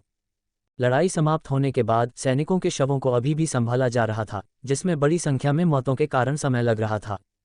लेकिन आज सुबह तक ये पता चला कि उन सैनिकों के शरीर जिन्हें अभी तक संभाला नहीं गया था, वे सभी कंकाल में बदल गए थे। उनका मांस लगभग रातों रात रहस्यमय ढंग से गायब हो गया था। यहाँ तक कि उन सैनिकों के शरीर जिन्हें संभालने के बाद दफनाया गया था, वे भी हड्डियों के ढेर में बदल गए थे। इस भयानक और डरावनी घटना को देखकर शवों को संभालने वाले सैनिक बुरी तरह से डर गए, यहाँ तक कि उन्हें एक भूत का डर भी था। सिर्फ एक रात में बड़ी संख्या में शरीर सभी कंकाल में बदल गए थे। कोई नहीं जानता था कि क्या हुआ था। इस भयानक घटना का पता चलने पर सैनिकों ने तुरंत शाही राजधानी में खबर वापस भेज दी। सम्राट ध्यानदेव और अन्य उच्च पदस्थ अधिकारी हद से ज्यादा चौंक गए। उन्होंने ऐसी अजीब घटना के बारे में कभी नहीं सुना था। साम्राज्य ने अभी अभी एक क्रूर युद्ध समाप्त किया था, जिसमें गंभीर हताहत हुए थे और अभी भी कई जटिल मुद्दों से निपटना था। हर कोई अपने दिमाग से व्यस्त था, और फिर भी यह अजीब घटना हुई। ध्यान देने योग्य अन्य सभी गंदा मामलों के बीच इस भयानक घटना से अधिक जरूरी कोई नहीं था। सम्राट ध्यानदेव और ज्ञानदास तुरंत अग्निवर्षा नगर के लिए रवाना हो गए। अगली सुबह तक खबर मिलने पर हुताशन तुरंत अजय नगर में राघव के परिवार के पास दौड़ा। आज राघव के परिवार के पास एक बिन बुलाए मेहमान आया। इसके अलावा ये बिन बुलाए मेहमान वह व्यक्ति था जिसने पहले खुद को राघव के परिवार के रक्षक के रूप में छिपाया था। महिमा हूँ, महासेना नायक को मेरा प्रणाम। एक व्यक्ति कक्ष में प्रवेश किया और विक्रम सिंह का विनम्रतापूर्वक अभिवादन किया। विक्रम सिंह ने शांत भाव से उस व्यक्ति को देखा, पूछा, तुम कौन हो? क्या लाए हो? ये तुम हो? विक्रम सिंह ने मुश्किल से बोलना खत्म किया था कि विमल का चेहरा अचानक नाटकीय रूप से बदल गया, उस आदमी की ओर इशारा करते हुए, और गुस्से में चिल्लाया, ये वास्तव में तुम हो? ओह, ऋषि की याददाश्त अच्छी है, फिर भी मुझे पहचान रहे हैं। हिमा ने थोड़ी मुस्कान के साथ कहा। आश्चर्यचकित था, लेकिन घबराहट का कोई संकेत नहीं दिखाया। विक्रम, ये वही है जिसने खुद को हमारे परिवार के एक रक्षक के रूप में छिपाया था। मुखिया का कब्जा उससे संबंधित होना चाहिए, उसे भागने मत देना। विमल ने तुरंत चिल्लाया। क्या? राघव के परिवार के उच्च पदस्थों का भाव नाटकीय रूप से बदल गया, और विमला ने तुरंत चिल्लाया, विक्रम, उसे भागने मत देना। ये जानकर कि यह वही व्यक्ति था जिसने खुद को राघव के परिवार के रक्षक के रूप में छिपाया था, विमला और अन्य लोगों की पहली प्रतिक्रिया ये थी कि इस व्यक्ति को भागने नहीं दिया जाना चाहिए। विक्रम सिंह का चेहरा एक पल में ठंडा हो गया और पलक झपकते ही वह पहले ही हिमा के सामने प्रकट हो गया था। परम दिव्य नाग खड्ग अब हिमा की गर्दन पर दबा हुआ था, जो एक भयानक गति प्रदर्शित कर रहा था। चाची विमला, निश्चिंत रहें, ये कमीना नहीं बचेगा। युवराज गुस्से में चिल्लाया, क्योंकि वह और नीलांजलि दौड़कर आए। उन्होंने हिमा के पीछे हटने के रास्ते को अवरुद्ध कर दिया। मेरे पिता कहाँ हैं? विक्रम सिंह ने उदासीनता से पूछा। उसका आचरण क्रूर था, हर शब्द ठंडे हत्या के इरादे से भरा हुआ था। अगर हिमा ने असहमति का एक भी शब्द कहने की हिम्मत की तो विक्रम सिंह उसे मारने में संकोच नहीं करेगा। महासेनानायक निर्दयी और ठंडे खून वाले हैं, मुझे इसका बहुत अच्छी तरह से पता है। केवल पहले चरण की साधना के साथ तीसरे चरण के देवचक्र विशेषज्ञ को मारने की आपकी शक्ति वास्तव में भयानक है, हिमा ने शांत मुस्कान के साथ कहा। अगर तुम मुखिया के ठिकाने का खुलासा नहीं करते हो, तुम आज यहाँ से जीवित नहीं बचोगे, विमल ने गुस्से में चिल्लाया। बहुत लंबा समय हो गया था। राघव के परिवार ने बहुत लंबा इंतजार किया था और बहुत लंबे समय तक अपनी भावनाओं को दबाया था। आखिरकार राघव के बारे में एक सुराग मिलने पर वे इसे चूक नहीं सकते थे। हिमा पर एक ठंडी निगाह डालते हुए विक्रम सिंह ने बर्फीले ढंग से कहा, तुम में यहाँ आने की हिम्मत थी, ये दर्शाता है कि मेरे पिता अभी भी जीवित हैं। तुम मेरे सामने इतने शांत रहने में सक्षम हो, जिसका मतलब है कि तुम आश्वस्त हो, कम से कम ये कि तुम यहाँ नहीं मरोगे। साम्राज्य की पहली प्रतिभा के रूप में अपनी प्रतिष्ठा के लिए सच है, महासेनानायक वास्तव में चालाक हैं, हिमा ने मुस्कान के साथ कहा। ये बहुत बढ़िया है, मुखिया अभी भी जीवित हैं। ये सुनकर राघव के परिवार में सभी ने बातचीत से अनुमान लगाया कि राघव अभी भी जीवित थे। घर खुशी से भर गया। जल्दी बताओ, राघव कहाँ हैं? विमला ने ठंडेपन से पूछा। उसकी आवाज में अधिकार था। हिमा बिना डरे थोड़ी मुस्कान के साथ कहा, आप इतनी जल्दी में क्यों हैं देवी विमला? परम दिव्य नाग खड्ग ने एक हल्की सी खींच की और हिमा की गर्दन पर खून का एक निशान दिखाई दिया। ताजे खून की एक लकीर बाहर निकली। चुभन महसूस करते हुए हिमा का चेहरा सूक्ष्म रूप से बदल गया। लगता है कि तुम मेरे तरीकों को कम आंक रहे हो। क्या तुम्हें सच में लगा कि मैं तुम्हें नहीं मारूंगा? अगर तुम मेरी दृढ़ता का परीक्षण नहीं करना चाहते हो तो बेहतर है कि तुम मुझे बताओ कि मेरे पिता कहाँ हैं, वरना मैं तुम्हें मारने में संकोच नहीं करूंगा, विक्रम सिंह ने बर्फीले ढंग से कहा। एक विशाल और भयानक आभा फूट पड़ी। विक्रम सिंह ने जारी रखा, अगर मैं तुम्हें मार डालता हूं तो तुम्हारे पीछे की शक्ति निश्चित रूप से मेरे पीछे किसी और को भेजेगी। तुम्हें क्या लगता है? वास्तव में विक्रम सिंह का सामना करते हुए और उसकी भयानक दमनकारी आभा को महसूस करते हुए हिमा को डर का एक संकेत महसूस होने लगा और उसकी पीठ पर पसीना छूट गया। अब विक्रम सिंह के धैर्य का परीक्षण करने की हिम्मत न करते हुए हिमा ने अपने दिल में सदमे को दबाते हुए कहा, विक्रम सिंह, मेरे गुरु तुमसे मिलना चाहते हैं। मैंने पूछा कि मेरे पिता कहाँ हैं? विक्रम सिंह ने ठंडे ढंग से कहा। परम दिव्य नाग खड्ग को एक अंश और आगे बढ़ाया, जिससे हिमा की गर्दन पर कट गहरा हो गया और वह डर से कांपने लगा। विक्रम सिंह केवल राघव के ठिकाने के बारे में जानना चाहता था। हिमा का गुरु कौन था, इसमें उसे कोई दिलचस्पी नहीं थी। नवलखंड में, हिमा ने डर में कहा। विक्रम सिंह के भयानक दबाव और बर्फीले हत्या के इरादे का अब और सामना करने में असमर्थ था। मुख्य भूमि का नवलखंड, ये वास्तव में तुमसे संबंधित है, विमल ने भौहें सिकुड़ी और कहा। नवलखंड साम्राज्य से दूर नहीं है, जो मुख्य भूमि की पश्चिमी सीमा पर स्थित है। इसमें कोई आश्चर्य नहीं कि हम मुखिया के ठिकाने का पता लगाने में असमर्थ रहे हैं। नवलखंड, विक्रम सिंह ने भौहें सिकोड़ी। नवलखंड से अनजान नहीं था, क्योंकि विमला का परिवार वहां था। विमला का परिवार नवलखंड में रहता था, फिर भी हर्षवर्धन के मामलों को जानता था। इससे विक्रम सिंह अनुमान लगा सकता था कि हर्षवर्धन और उसके लोग भी नवलखंड में छिपे हुए थे। हिमा पर एक ठंडी निगाह डालते हुए विक्रम सिंह ने पूछा, मेरे पिता का अपहरण करने का क्या उद्देश्य है? नवचक्र ब्रह्मा डमरू के लिए, हिमा ने सीधे जवाब दिया। अब इधर उधर की बातें नहीं कर रहा था। नवचक्र ब्रह्मा डमरू, विक्रम सिंह की भौहें थोड़ी सी सिकुड़ गईं। नवचक्र ब्रह्मा डमरू का आकर्षण वास्तव में भयानक था। नवचक्र ब्रह्मा डमरू एक अर्धस्तरीय अमर यंत्र होने के नाते स्वाभाविक रूप से अविश्वसनीय शक्ति रखता था, लेकिन जो और भी भयानक था वह उसकी प्रभावशाली दमनकारी शक्ति थी, जो शक्तिशाली लोगों के लिए बिल्कुल एक दुर्लभ खजाना था। एक अर्धस्तरीय अमर यंत्र का उल्लेख न करें, यहाँ तक कि एक उच्च स्तरीय आध्यात्मिक यंत्र भी बेहद कीमती और दुर्लभ था, खासकर कुछ उच्च स्तरीय आध्यात्मिक यंत्र जिनमें भयानक शक्ति होती थी, जिनकी कीमत दुर्लभ खजानों की तरह होती थी। अमर यंत्रों का अस्तित्व मुख्य भूमि पर भी बहुत दुर्लभ था, एक परम खजाना जिसे अनगिनत साधक रखने का सपना देखते थे। घिनौना और बेशर्म, वे मुखिया का उपयोग विक्रम को नवचक्र ब्रह्मा डमरू सौंपने के लिए मजबूर करना चाहते हैं, विमल ने अंधेरे और गुस्से में कहा। उसका हत्या का इरादा इतना मजबूत था कि वह मौके पर ही हिमा को मारना चाहता था। युवराज का चेहरा गुस्से में फड़फड़ाया क्योंकि उसने चिल्लाया, विक्रम भाई के नवचक्र ब्रह्मा डमरू की लालसा करने की तुम्हारी कितनी हिम्मत। ऐसा लगता है कि तुम जीने से थक गए हो। जीने से थक गए? क्या तुम मेरे पीछे की शक्ति जानते हो? चारों महान सम्राट और चारों साम्राज्यों की सभी प्रमुख शक्तियां नवचक्र ब्रह्मा डमरू पर हाथ डालना चाहते हैं। अगर मेरे गुरु वास्तव में इसे जबरन सीज करना चाहते हैं तो चारों साम्राज्य किस गिनती में आते हैं? मेरे गुरु सिर्फ अनावश्यक ध्यान आकर्षित नहीं करने की कोशिश कर रहे हैं, हिमा ने तिरस्कार के साथ कहा।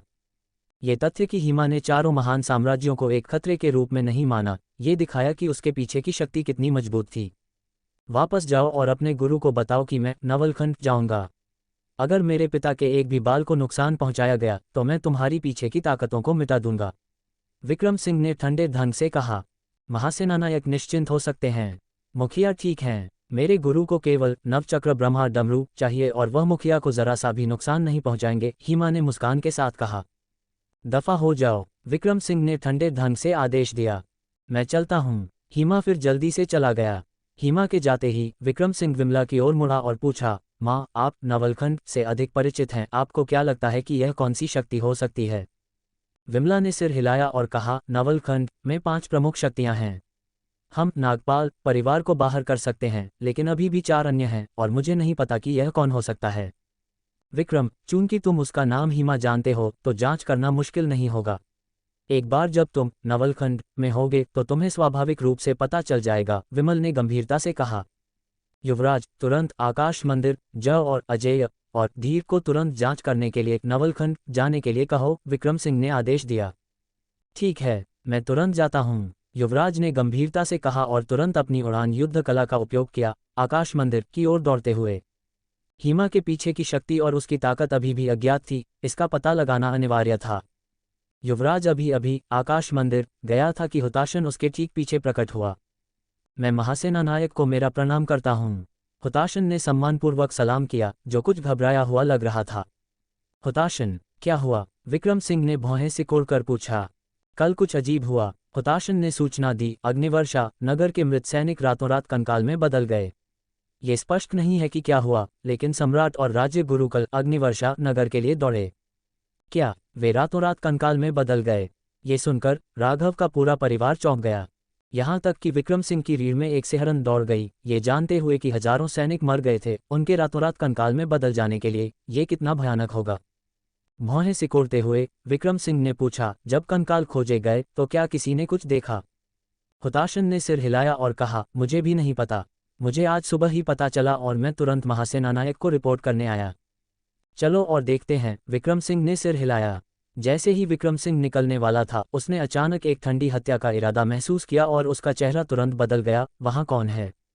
देवचक्र स्तर, विमल ने भौहें सिकोड़ी। ऐसी दुर्जय उपस्थिति, यहां तक कि मुहूर्त सिंह से भी अधिक। हुताशन ने सदमे में चिल्लाया, क्या अग्निवर्षा साम्राज्य में विक्रम सिंह से भी अधिक भयानक कोई हो सकता है? हर्ष, राघव के परिवार के आंगन के ऊपर हवा के बीच में एक आकृति प्रकट हुई। एक युवक जो सफेद रेशम के कपड़े पहने हुए था, काफी सुंदर, उससे निकलने वाली भारी आभा। वह युवक विक्रम सिंह की ओर भी देख रहा था, उसके चेहरे पर हमेशा एक हल्की मुस्कान रहती थी। देवचक्र स्तर का चौथा चरण। विक्रम सिंह की भौहें थोड़ी सी सिकुड़ गईं क्योंकि उसने हवा में तैरते हुए आदमी का सर्वेक्षण किया, भ्रमित था उसकी आभा के साथ क्या है। ये बुरी है, द्वेष और एक ठंडी हवा से भरी हुई है। विक्रम, बहुत सावधान रहना, उसकी आभा बहुत अजीब है, विमला ने धीमी आवाज में चेतावनी दी। यह आगंतुक कोई अच्छा इरादा नहीं रखता और हम ये भी नहीं जानते कि वह कौन है, विमल ने गंभीरता से कहा। उसकी बूढ़ी आंखें सावधानी से भरी हुई थीं। सफेद कपड़ों में युवक धीरे से राघव के परिवार के आंगन में उतरा। राघव के परिवार के सदस्य उस आदमी से निकलने वाली अजीब आभा को महसूस कर सकते थे, जिससे हर किसी को एक बेहद बेचैन करने वाला एहसास हो रहा था। वह आभा बहुत बुरी थी, जैसा कि विक्रम सिंह ने कहा था, द्वेष और एक उदास माहौल से भरी हुई थी। उसे लंबे समय तक जांचने के बाद विक्रम सिंह और अन्य लोग निश्चित रूप से पुष्टि कर सकते थे कि उन्होंने इस सफेद कपड़े वाले आदमी को पहले कभी नहीं देखा था। देवचक्र स्तर के चौथे चरण की साधना वाले किसी व्यक्ति की तो बात ही छोड़ दें। इतना युवा, फिर भी साधना के ऐसे भयानक स्तर के साथ, वह निश्चित रूप से एक असाधारण प्रतिभा होना चाहिए। क्या तुम विक्रम सिंह हो? सफेद कपड़े वाले आदमी ने मुस्कुराते हुए पूछा। विक्रम सिंह को देखते हुए उसके आचरण में अहंकार का एक संकेत था। सफेद कपड़े वाले आदमी का अहंकार जबरन नहीं लग रहा था, बल्कि स्वाभाविक रूप से लग रहा था, जो श्रेष्ठता की हवा दे रहा था। सफ़ेद कपड़े वाले आदमी की निश्चित रूप से एक प्रभावशाली पृष्ठभूमि थी। विक्रम सिंह ने उदासीनता से पूछा, तुम कौन हो? सफ़ेद कपड़े वाले आदमी ने जवाब दिया, मुहूर्त। मुहूर्त। विक्रम सिंह ने भौहें सिकोड़ी। नाम मुहूर्त परिवार से एक संबंध का सुझाव दे रहा था। क्या तुम मुहूर्त सिंह के बेटे हो? विमल ने सदमे में पूछा। करीब से देखने पर उसने पाया कि मुहूर्त सिंह से बहुत मिलता जुलता था। क्या मुहूर्त सिंह का बेटा? विमला और अन्य लोग बहुत चिंतित हो गए। क्या यह उसके पिता की ओर से बदला लेने की तलाश हो सकती है? जितना वे देखते थे उतना ही वे एक जैसे लगते थे, और जो और भी चौंकाने वाला था वह ये था कि मुहूर्त की शक्ति मुहूर्त सिंह से भी अधिक थी। किसी को उम्मीद नहीं थी कि महाशून्य संप्रदाय में एक और भी भयानक शक्तिशाली व्यक्ति हो सकता है। हुताशन ने आश्चर्य में कहा, उसकी साधना वास्तव में उस बूढ़े चोर मुहूर्त से अधिक शक्तिशाली है। कुछ हद तक, लेकिन मैंने 6 साल पहले उससे संबंध तोड़ लिए थे। मुहूर्त ने हल्की मुस्कान के साथ कहा। क्या संबंध तोड़ लिए? यहाँ क्या चल रहा था? विक्रम सिंह और अन्य लोगों ने भ्रम में सुना। उनके चेहरे पर पूर्ण आश्चर्य प्रकट हुआ। मुहूर्त ने उदासीनता से कहा, मैं मुहूर्त सिंह की वजह से यहाँ नहीं हूँ। उसकी मृत्यु का मुझसे कोई लेना देना नहीं है। मैं महाशून्य संप्रदाय के लिए यहाँ हूँ। क्या तुम महाशून्य संप्रदाय के लिए बदला लेना चाहते हो? हुताशन ने भौहें सिकोड़कर पूछा। हालांकि मैंने मुहूर्त सिंह से संबंध तोड़ लिए हैं, मैं महाशून्य संप्रदाय में इतने सारे भाइयों की मौत को नज़रअंदाज नहीं कर सकता, मुहूर्त ने कहा। उसके मुंह के कोने पर अहंकार का एक निशान दिखाई दिया। एक संक्षिप्त विराम के बाद मुहूर्त ने जारी रखा, बेशक वह गौण है। मैंने सुना है कि विक्रम सिंह बहुत शक्तिशाली है, केवल पहले चरण की साधना के साथ एक तीसरे चरण के देवचक्र विशेषज्ञ को मारने में सक्षम है। मैं वास्तव में ये परीक्षण करना चाहता हूं कि तुम कितने शक्तिशाली हो, यही मेरा असली उद्देश्य है। बलराम ने गुस्से में चिल्लाया, अंत में क्या ये सिर्फ बदला लेने के बारे में नहीं है? अगर तुम चाहो तो इसे वैसे समझ सकते हो, मुहूर्त ने एक उदासीन मुस्कान के साथ कहा। विक्रम, बहुत सावधान रहना, इस व्यक्ति की शक्ति अथाह है, विमल ने धीमी आवाज में चेतावनी दी। मुहूर्त ने उसे एक एहसास दिया जो मुहूर्त सिंह से कहीं अधिक भयानक और क्रूर था। मुझे पता है, विक्रम सिंह ने भौहें सिकोड़ते हुए कहा। मुहूर्त को कम नहीं आंक रहा था। मुहूर्त की शक्ति दुर्जेय थी और उसकी भयानक आभा एक असहज एहसास दे रही थी। वह सबसे खतरनाक और शक्तिशाली प्रतिद्वंद्वी था जिसका विक्रम सिंह ने अब तक सामना किया था। मुहूर्त की भयानक शक्ति के साथ वह अकेले ही चारों महान साम्राज्यों को समतल करने के लिए पर्याप्त होगा। हालांकि विक्रम सिंह की शक्ति भी भयानक थी, वह निश्चित रूप से मुहूर्त का मुकाबला नहीं था। भले ही वह उसे दबाने के लिए नवचक्र ब्रह्मा डमरूक को बाहर निकालता, ये पर्याप्त नहीं हो सकता था। बूंद बूंद मुहूर्त धीरे धीरे हवा में उड़ गया। उसके भीतर की भयानक शक्ति उत्तेजित हुई, जिससे आकाश और धरती एक पल में कांपने लगे। ऐसा लग रहा था जैसे पूरा अजय नगर हिल रहा था, नागरिकों को दहशत के बिंदु तक डरा रहा था। दमनकारी शक्ति का अत्यधिक आतंक एक सुनामी की तरह था, जिससे राघव के परिवार के सदस्य अत्यधिक डर से कमजोर और पीले पड़ गए।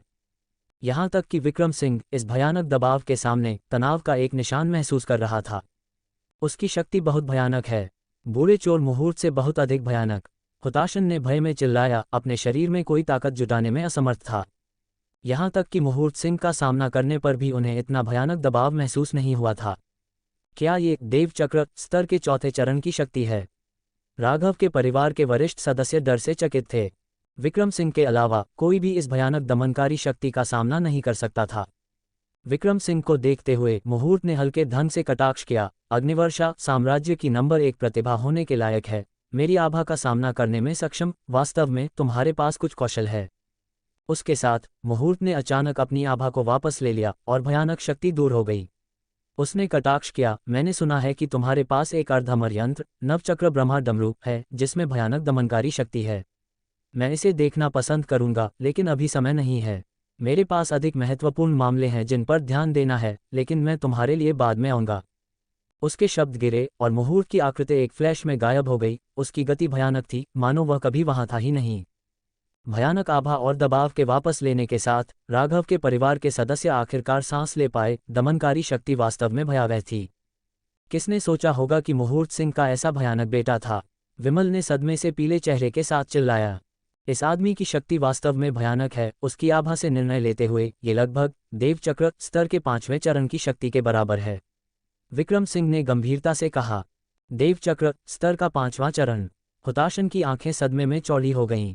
विक्रम, वो स्पष्ट रूप से बदला लेने के लिए यहाँ है, विमला ने फिर से चेतावनी दी। उसका दिल एक अकथनीय दहशत से भरा हुआ था।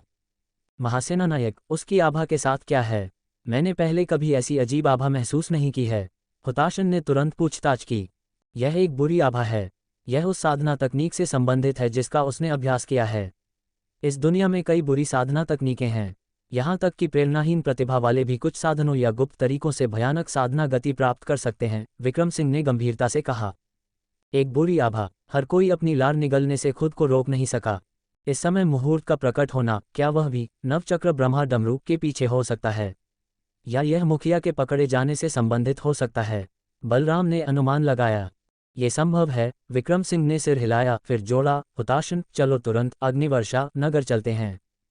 ठीक है। हुताशन ने अपने दिल में डर और बेचैनी को दबाया, फिर जल्दी से विक्रम सिंह का पीछा करके अग्निवर्षा नगर गया।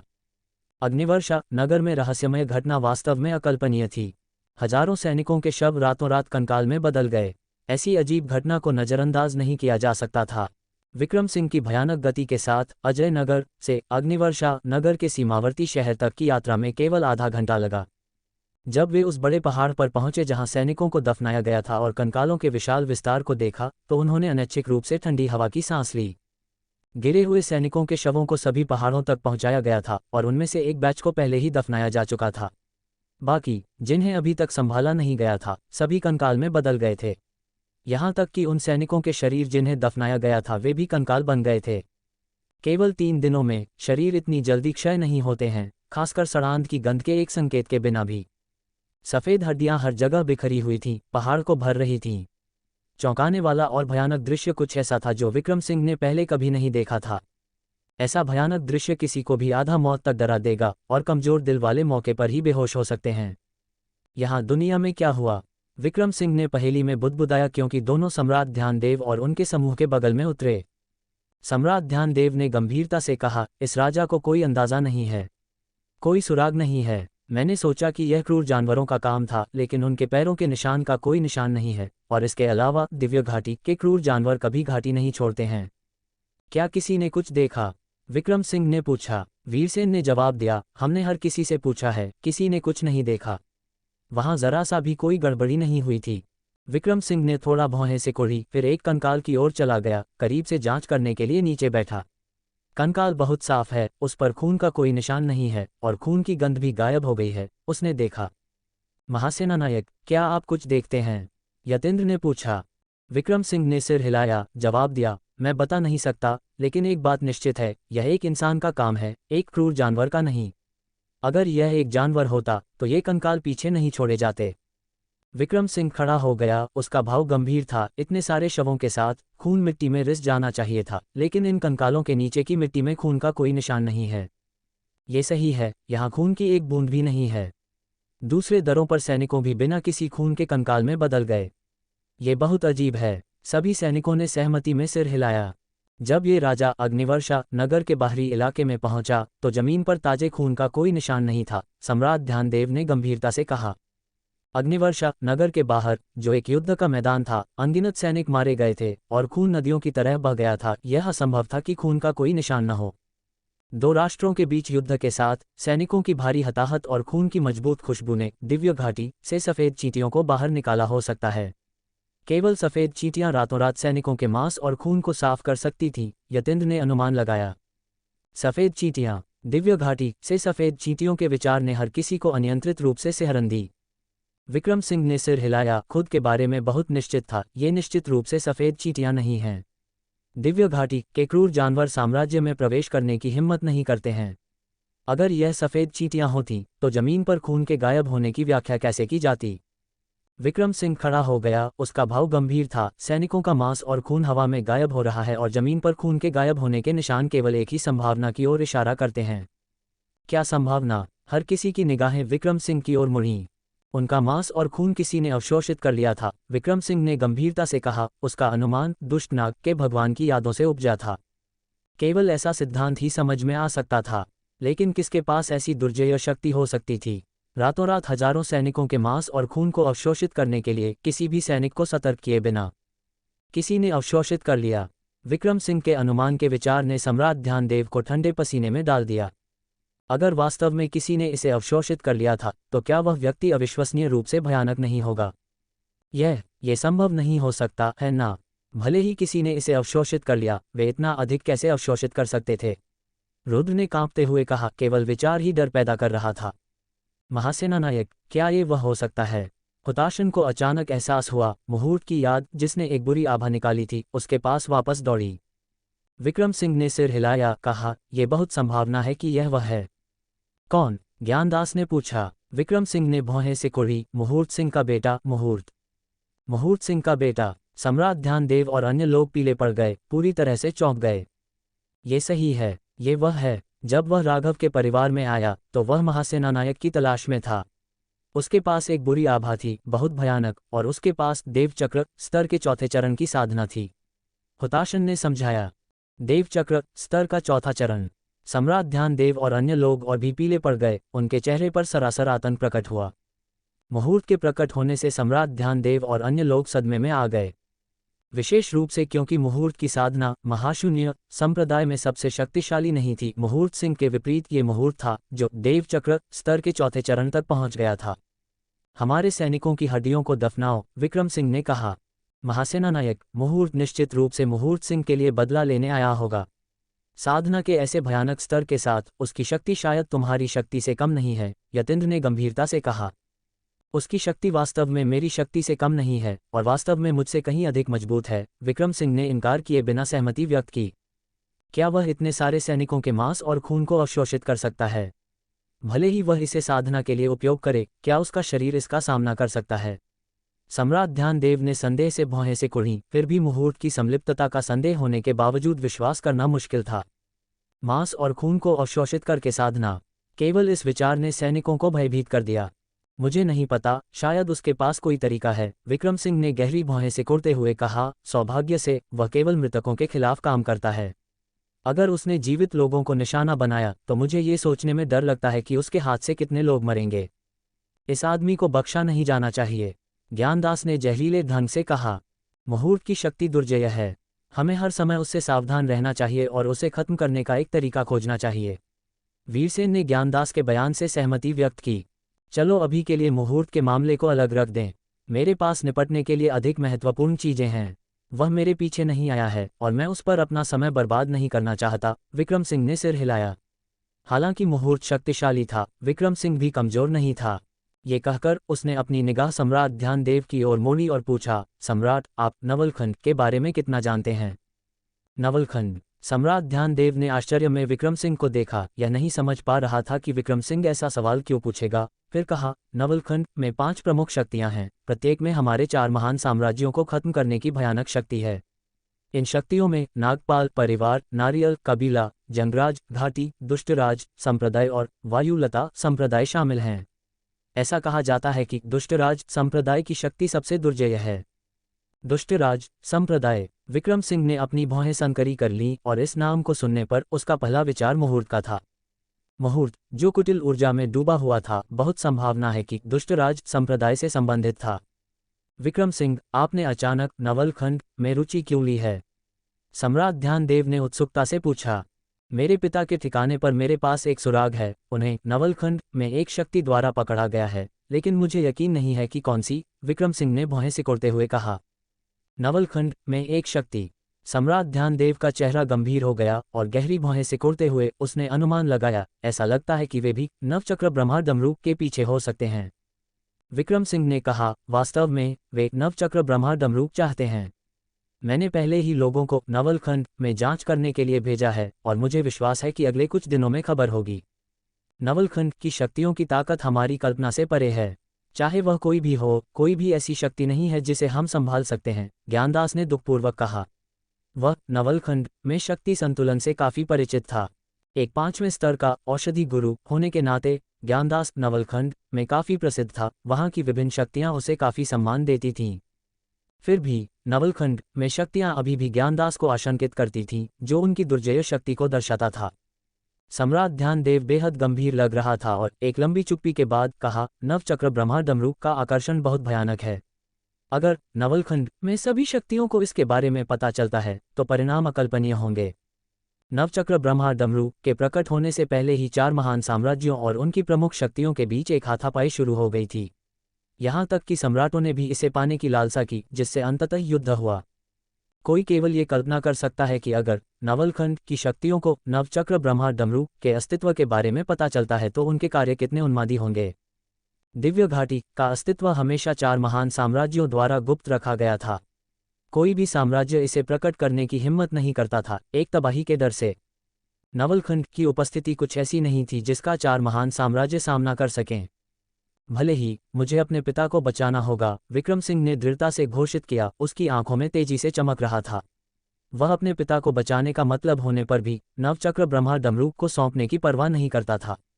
नवलखंड की ताकत कितनी भी भयानक क्यों ना हो, भले ही इसका मतलब अजगर की मांद या बाघ की मांद में प्रवेश करना हो, विक्रम सिंह बलपूर्वक अपना रास्ता बनाएगा। उसे राघव को बचाना होगा। विक्रम सिंह ने न केवल राघव को बचाने की योजना बनाई, बल्कि यदि संभव हो तो उस शक्ति को खत्म करने में भी उसे कोई हिचक नहीं थी जिसने उसे पकड़ लिया था। इस शक्ति ने राघव के परिवार की सुरक्षा को धमकी दी थी। विक्रम सिंह उन्हें कैसे जाने दे सकता था। अग्निवर्षा नगर को छोड़कर विक्रम सिंह अजय नगर वापस चला गया। इस समय धीर और अजय पहले ही नवलखंड के रास्ते पर थे। महान लड़ाई अभी अभी समाप्त हुई थी, महाशून्य संप्रदाय अभी अभी नष्ट हुआ था और स्थिति अभी अभी शांत हुई थी जब एक और भयानक दुश्मन सामने आया। ... महाशून्य संप्रदाय। मुहूर्त एक फ्लैश में प्रकट हुआ। उसकी बेचैन करने वाली और भयावह आभा ने जल्दी ही प्रबंधक ऋषि को सतर्क कर दिया। युवा गुरु, कैसा रहा? क्या आपने विक्रम सिंह को देखा? प्रबंधक ऋषि तेजी से पास आए, उत्सुकता से पूछते हुए। मुहूर्त ने कहा, विक्रम सिंह वास्तव में मजबूत है। उसकी आंखें विशेष रूप से भयानक थीं, निडरता से भरी हुई थीं। यह आदमी साधारण नहीं है, इसमें कोई आश्चर्य नहीं कि मुहूर्त सिंह उसके हाथों मर जाएगा। मुहूर्त से विक्रम सिंह की ऐसी उच्च प्रशंसा सुनकर प्रबंधक ऋषि ने पूछा, क्या युवा गुरु को उसे मारने का आत्मविश्वास है? वह मेरा मुकाबला नहीं है। उसे मारने में क्या मुश्किल है? हालांकि मेरे पास अभी करने के लिए अधिक महत्वपूर्ण चीजें हैं, इसलिए मैं उसे थोड़ा और जीवित रहने दूंगा। मुहूर्त ने एक ठंडी मुस्कान के साथ कहा। अपनी खुद की ताकत में बहुत आश्वस्त था, यहाँ तक कि कुछ हद तक विक्रम सिंह को नीचा दिखाने के बिंदु तक। ये सुनकर प्रबंधक ऋषि को राहत मिली और मुस्कुराए। यह अच्छा है, यह अच्छा है। वैसे युवा गुरु के पास क्या महत्वपूर्ण मामला है? प्रबंधक ऋषि ने फिर से पूछा। आखिरकार होश में आए। मुहूर्त रहस्यमय ढंग से मुस्कुराया और कहा, प्रबंधक ऋषि, कृपया मुझे महाशून्य आत्मपाषाण लाने में मदद करें। महाशून्य आत्मपाषाण। प्रबंधक ऋषि का चेहरा अचानक बदल गया और उसने चिंतित होकर पूछा, क्या युवा गुरु महाशून्य कवच को खोलना चाहते हैं? ऐसा नहीं करना चाहिए। पैतृक आत्माओं को परेशान नहीं किया जाना चाहिए। मुहूर्त सिंह मर चुका है। जो मैं कहता हूं वह महाशून्य संप्रदाय में चलता है। जाओ और अभी महाशून्य आत्मपाषाण लाओ। मुहूर्त की आवाज ठंडी हो गई। डर से प्रबंधक ऋषि भयावह आभा में कांप गया, जिसने उसे बहुत डरा भी दिया। मुहूर्त एक फ्लैश में गायब हो गया और जब वह फिर से प्रकट हुआ तो वह महाशून्य संप्रदाय के पीछे की पहाड़ी पर एक प्राचीन महल के द्वार के सामने खड़ा था। उसके सामने प्राचीन महल युगों के घिसाव और टूटने से भरा हुआ था। ये स्पष्ट नहीं था कि यह कितने वर्षों से खड़ा था और इसमें महाशून्य मंडप के बड़े अक्षर थे। महाशून्य मंडप में महाशून्य संप्रदाय के लगातार गुरुओं की आध्यात्मिक गोलियां थीं। ये महाशून्य संप्रदाय में एक पवित्र स्थान था, गुरु के अलावा किसी भी व्यक्ति के लिए वर्जित था और एक शक्तिशाली बाधा द्वारा संरक्षित था। थोड़ी देर बाद प्रबंधक ऋषि महाशून्य आत्मपाषाण के साथ एक कांपती हुई हरकत में आया और उसे मुहूर्त को सौंप दिया। महाशून्य आत्मपाषाण एक हल्की नीली चमक उत्सर्जित करता था, जो विशेष रूप से महाशून्य बाधा को खोलने के लिए इस्तेमाल किया जाने वाला एक विशेष रत्न था। हर्ष। अपने हाथ की एक लहर के साथ मुहूर्त ने महाशून्य आत्मपाषाण को बाहर उड़ा दिया। पलक झपकते ही ये महाशून्य मंडप की सतह पर बाधा में प्रवेश कर गया, जिससे नीली रोशनी का एक लहर पैदा हुआ और बाधा ने एक खाई खोल दी। बाहर मेरा इंतजार करो, मैं अकेले अंदर जाऊंगा, मुहूर्त ने निर्देश दिया, क्योंकि उसकी आकृति बाधा में और महाशून्य मंडप में भाग गई। युवा गुरु वास्तव में क्या करना चाहते हैं? प्रबंधक ऋषि बेहद चिंतित था, फिर भी उसे रोकने की हिम्मत नहीं थी। जैसे ही मुहूर्त ने महाशून्य मंडप में प्रवेश किया, सतह पर बाधा पहले ही एक बार फिर से ठीक हो गई थी। एक फ्लैश के साथ मुहूर्त महाशून्य मंडप के अंदर प्रकट हुआ। महाशून्य मंडप की दिव्य सीटों में 1 दर्जन या इतने ही आध्यात्मिक गोलियां थीं, जो सभी महाशून्य संप्रदाय के पिछले गुरुओं से संबंधित थीं। नवलखंड पर हावी होने के लिए हमारे पूर्वजों की शक्ति अपरिहार्य है, मुहूर्त ने अपने आप से सोचा। एक ठंडी मुस्कान उसके मुंह के कोने पर घूम रही थी। पूर्वजों, महाशून्य संप्रदाय विनाश के कगार पर है। अगर आप महाशून्य संप्रदाय को मुख्य भूमि से गायब होते हुए नहीं देख सकते तो कृपया मुझे अपनी शक्ति प्रदान करें। मैं महाशून्य संप्रदाय की रक्षा करूंगा, मुहूर्त ने आध्यात्मिक गोलियों को धार्मिक रोष के साथ देखते हुए कहा। जैसे ही मुहूर्त के शब्द गिरे, 1 दर्जन या इतनी आध्यात्मिक गोलियां अचानक रंगीन रोशनी विकीर्ण करने लगी और एक भयानक और विशाल शक्ति हवा में फैलने लगी। दुर्जय शक्ति पर परमानंद से भरा हुआ, मुहूर्त ने उत्सुकता से अपने हाथ बढ़ाए और अपनी प्राण शक्ति को सक्रिय किया, उन्मादपूर्वक अपने पूर्वजों की शक्ति को अवशोषित कर रहा था। हालांकि यह शक्ति देवचक्र स्तर के पहले चरण के आसपास ही है। अगर मैं इसे अवशोषित और परिष्कृत करता हूं, तो यह मेरे लिए देवचक्र स्तर के 5वें चरण तक पहुंचने के लिए पर्याप्त है। उस बिंदु पर नवलखंड पर हावी होना आसान होगा। मुहूर्त अपने दिल में जंगली रूप से उत्साहित था। इस बार वापस आने में मुहूर्त का उद्देश्य महाशून्य संप्रदाय के लिए नहीं था, बल्कि खुद के लिए था, महाशून्य संप्रदाय में अपने पूर्वजों के रक्तसार की शक्ति के लिए। केवल कुछ ही मिनटों में मुहूर्त ने 1 दर्जन आध्यात्मिक गोलियों से सारी शक्ति अवशोषित कर ली थी। एक अहंकारी हंसी के साथ मुहूर्त ने अपना हाथ हिलाया और 1 दर्जन आध्यात्मिक गोलियां धूल में बदल गईं। एक विक्रम सिंह महाशून्य संप्रदाय को नष्ट करने के लिए पर्याप्त है। ऐसी कमजोर शक्ति की रक्षा कौन करेगा? हास्यास्पद। इसके अलावा मैं अब महाशून्य संप्रदाय से एक व्यक्ति नहीं हूं, लेकिन मुझे अभी भी आपकी शक्ति के लिए धन्यवाद देना चाहिए। मैं विक्रम सिंह को मारने और महाशून्य संप्रदाय का बदला लेने की पूरी कोशिश करूंगा, मुहूर्त ने तिरस्कारपूर्ण ठंडी हंसी के साथ कहा। विक्रम सिंह के बारे में सोचते हुए मुहूर्त खुद को नवचक्र ब्रह्मा डमरू को याद करने से नहीं रोक सका।